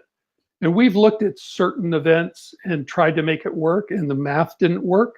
So we walked away from it. And then if I get more tickets sold, if I get more partner donations, I can move from good to better. And if someone else writes me another check, I've always got things in reserve that I can do to say, hey, make the food better, or add this new set design to the stage. I mean, there are so many different areas. There are so many different priorities. I mean, it's amazing. And then at the height of it is really the mission, ideas worth spreading. So do you find that there are times that maybe there's a certain clientele or there's a certain industry that you're reaching out to and things need to be done in a certain way, and then maybe there's a more general annual event where things are done another event? I mean, do things morph, or do you have kind of a personal value system to prioritize what you put your attention in, Mark, if that makes sense? Well, in one respect, we treat every event in a similar fashion. We know what kind of infrastructure it needs. We know that the math has to pencil out. We know we're going to put a great program together. But it depends on where we're at, what we're doing. So when we did our event down at the border, we had a lot of extra things we had to think about. We had to get approvals from the mayors and from the states and from the federal government. When we did our event at the Salk Institute, we knew that would be a very focused audience that was interested in biology. Last year, I co-organized an event called TEDx Donovan Correctional, which was a TEDx we did inside a prison. So that, of course, had an entirely different set of rules, dealing with the administration, building a stage inside of a prison facility, coaching inmates. So we start out with this discussion of what does this look like? You know, that's another rule of business is always ask yourself, what does success look like? Mm-hmm. So when we penciled out what each of those events would look like and we would be happy with, then that helped us identify all of the people that we needed, the money we needed, how the logistics were going to come together. So we've been enjoying this talk with Mark Lovett. He's the organizer of TEDx San Diego. He's got his organizer hat on right now. We're going to pivot over to the Blitz round. We're going to do an organizer version of the Blitz round in just a moment. And we're back with Mark Lovett. It is time for the Blitz round. So we're going to pivot on this a little bit. And in general, I'm going to ask Mark a series of either or questions. And instead of him personally, he's going to answer in terms of best practices from what he has observed in his own history as an organizer. Make sense, Mark? You got it. So is TEDx San Diego, is it still a application-based event, or do you just invite people? I know some of the larger events are becoming more invitation-only events. So where are you at right now as that stands? So we were application-based in our early years when we had small theaters. Once we went to a large venue, we just opened it up. It's first come, first serve. We don't screen the audience in any way. It's just open to the public. Wow, powerful. Rare opportunity, folks. You want to be getting in line in TEDx San Diego for sure. Now, do you find that that it's best to be a memorizer, an improviser, or a blender when you are organizing and coaching or having your coaches coach speakers? It's really better to be a memorizer. The caveat is you have to put in the time to make that work. There's this process we call moving your talk from your head down to your heart. So you memorize it in your head first. And if that's as far as you get, you can sound a little robotic on stage. People can see that you're remembering your next line. When you keep rehearsing and rehearsing and rehearsing, just like someone who does a play on Broadway, they know their lines so well, they walk out on stage and they're just flawless and they deliver their line perfectly. That's where you really want to get. And I find that 95% of the people that I worked with can get to that point if they work hard enough. Yep. And it's a mindset piece. So Talk Universe, this is a different game. A branded talk like a TEDx or a TED or any of these short form idea centric as opposed to speaker centric talks are there so that you can connect with people instead of kind of manifesting some other model of talk. There's a lot of great models out there, but this is a new animal and it's a powerful skill to master as well. Mark, what's a tip, tool, and technique that works for a lot of people that you recommend? As far as speakers trying to... Yeah. So number one, I would say write your talk entirely and work with a coach and wordsmith it and be brutal about it. You know, they often say that 90% of writing is editing. The same holds true here. It's in that editing process that you really discover what you want to say. And then when it comes to memorizing, divide your talk up into what I call story blocks. These are the mini stories inside of your longer story. And sometimes practice your whole talk. Other times just practice one section, which is typically just a couple of paragraphs, and play with it. Feel the emotion. What do you want the audience to feel? How do you want them to hear things?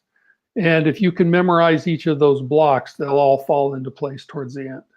I love that. Talk Universe, because Mark is talking about memorizing, which might be scary to many of us, but he's really talking about coming up with these story blocks and memorizing little anecdotes and then stringing them together in a certain way. And that is a great way to be able to move that story line from, like Mark said, from your head down to your heart. It's because you're not memorizing one giant thing.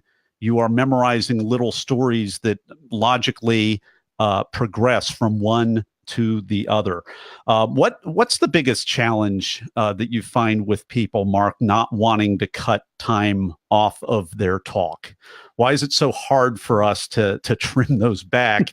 And also, as an organizer, what's the cost to you when people go over the time? So I'm kind of asking 5 different questions, but give us a view on that, please. Oftentimes, people fall in love with their story, and they can't stand the thought of part of their story disappearing. So part of the coaching process is getting people to recognize the one single thread in that talk that they want to put forward. Oftentimes, I coach people to do a 15, a 30, and a 45-minute talk, so that pieces that come up, we say, you know what, that'll be great for the longer talks. We don't have time to do that inside of a TEDx format. And then they're happy with that because they never delete a story block. They just move it aside and they use it later. And most speakers, once you work with them long enough, they come to see that story about their grandmother, as much as they love that, is really not part of this shorter talk where they're really talking about the relationship with their brother. You know, this is kind of an example there. So it's a matter of trying to really focus on that one thread. Yeah. From an organizer standpoint, we've had a couple cases where people go over during their talk. What I've often seen is that they're adding something back in and they lose the audience. You know, I go to a lot of events. I just attended my 65th TEDx event. So I've seen upwards of 1,500 speakers on stage. And I monitor the audience, and I see when the speaker goes off on a tangent and the audience just, their attention is broken and they start checking their email or they talk to the person next to them. So unfortunately, when people still can't give up those pieces of their talk, oftentimes it reduces the impact of their talk. Yeah. And as a speaker, if let's say I'm out there and you give me, as the organizer, you give me maybe 10 minutes, let's say, and I'm out there speaking and I rehearse, but I come off and, you know, oh gosh, I was out there for 12 minutes. That's 2 minutes that I took essentially from someone else on the lineup. I mean, that's really the important piece is also to realize that this isn't just about us as individual speakers. There's an organizer that's coordinating 20, 30, 40 of these. And, you know, every second that we're out on the stage, it's actually taking away from the program from someone else, even with maybe a little bit of buffer time, but it comes somewhere. Time is not, you know, elastic. It's not flexible. What have you done in those situations where time is going a little bit and you've got to keep people in the room? You've got an obligation, maybe a contract to be out of the venue by a certain time, and things are getting a little too elastic. What's a worst case scenario for an organizer like you, Mark? So we haven't had a case where something drastic happened. Typically, it means that your breaks are a little bit shorter if somebody goes over. We create what we call a show rundown, which maps out every single minute of the day. Every intro, every outro, every talk, every thank you to the partner, every video we show, every single bit. And so we allow for some padding in there. Like, okay, the MC is probably going to take 2 minutes, but we'll put 3 minutes in our spreadsheet, so that things do flex a little bit. And sometimes a speaker will actually forget a line or two. So one speaker's a minute under and the next speaker's 2 minutes over. And so there's a couple cases where it's gotten really bad and you just put your head in your hands. And I've never had to walk out on stage and stop anybody. You just let it roll and it's going to be what it's going to be. You have to kind of give it up to the universe. You've never had like to bring out the shepherd's crook from the old vaudeville and hook him off the stage? Correct. Anything like that? No, that's not happening. Well, that's great. Well, thank you so much, Mark Lovett. This has been the Blitz Round with Mark Lovett with his organizer hat of TEDx San Diego. We're going to pivot right back in a moment for the final word of advice, but I want to let you know where you can go check out what Mark is doing And you can go to storytellingwithimpact.com. And I'm also assuming you can learn more about TEDx San Diego at TEDxSanDiego.com. Correct. .com. Okay. You got the domain. Awesome. Well, we'll be back in just a moment with the final word of advice. And we're back with Mark Lovett. It is time for the final word of advice. So if you have a desire to be a TEDx organizer, it is a lot of fun. It is a lot of work, a lot of stress. I just advise you to start out by volunteering, which was mentioned earlier. Go to other events. You can go to TED.com and they have a map of every TEDx event in the entire world. So you can search for ones near you. Go watch, see how they do it, talk to the volunteers. If you have an opportunity to speak to the organizer, they're typically very busy that day, but often they'll connect with you later. And if they have an opportunity to talk to speakers, do that too. The more you know about how it's supposed to work, the better your event's going to be. Mark Lovett, thanks so much for coming on for this bonus episode and sharing your wisdom with Talk Universe. It was an honor to be here. All right. Offline, or not offline, but that's a wrap. Cool. We got both of those. We are still Facebook Live. I am going to see, I wonder if I'm not going to hit the end broadcast button because I don't know what that's going to do. I think that might terminate the whole thing. But thank you so much. My gosh. Thanks for being so generous with your time. And I tried to move you towards the end so you didn't have to, but then you showed up early anyway and listened to everything else. Any thoughts or advice for me? You know, I love the format. You keep it high energy. You keep the ball moving forward all the time. I love your questions. They're very insightful. It's obvious that you've done your research. You've watched the talk. You've developed a passion for whatever their message is, and you want to reveal more about it, which is really one of the things missing from TED and TEDx, because there is no Q&A at the event. And so audience members always want to know more. They want to see what was behind the scenes. So this is a great behind the scenes glimpse. So job well done. Yeah, we're going beyond the talk and we're going behind the talk. And like you said, I mean, they left a lot on the table. I always, and I asked Steve this last week, I'm always trying to be sensitive because TED's not your brand. It's not my brand. There are other branded talks that are short form, idea centric talks. I'm just trying to give back to the brand. I'm trying to add value without kind of being a TED marketer. Like there are a lot of TED marketers that may or may not have even done a talk. Right. That are out there. So I'm always trying to stay on the conservative, safe line on that. But I don't even know what that line is because there's a lot of ambiguity. Any words of advice for me on how to try to keep staying on the right side of that line? So TED and TEDx never want you to represent yourself as being an employee of theirs, or that you have any influence on being able to get somebody onto a stage. And other than that, they do appreciate the fact that their brand has become so popular that people talk about it a lot. I did some storytelling retreats last year with another coach. It was really fun because he was a keynote speaker of 20 plus years. I had all this TEDx experience, and together we would take 6 people for a weekend and coach them on giving a talk. And when one of our admins put up a bunch of stuff on the website, some of the language crossed that line. And we very quickly got an email from the folks at TEDx that says, you can't say this, this, and this. And we said, hey, awesome, thank you very much. We just reworded everything and it was fine.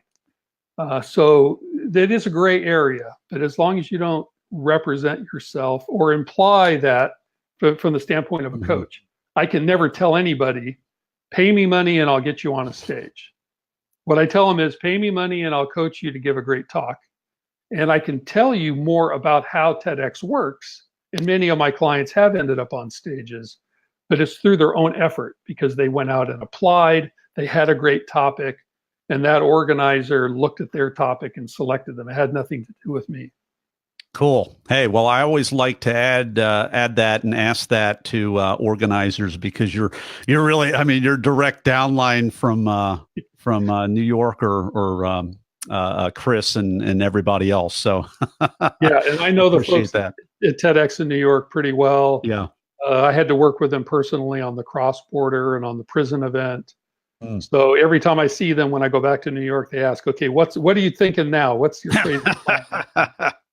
But I was going to ask if you're familiar with Mark Sylvester. Yeah. The Beyond the Red Dot, Beyond the Carpet, Hacking the Red Circle. Hacking the Red Circle. Yeah. Yeah. So he's not only an organizer and a podcaster, but he just gave a talk at TEDx Fargo. Oh, wow. Okay. I don't think it's online yet. I haven't seen it, but another fascinating guy. He started out going to Big TED for many years and then fell in love with organizing. And now he says, "This is my tribe.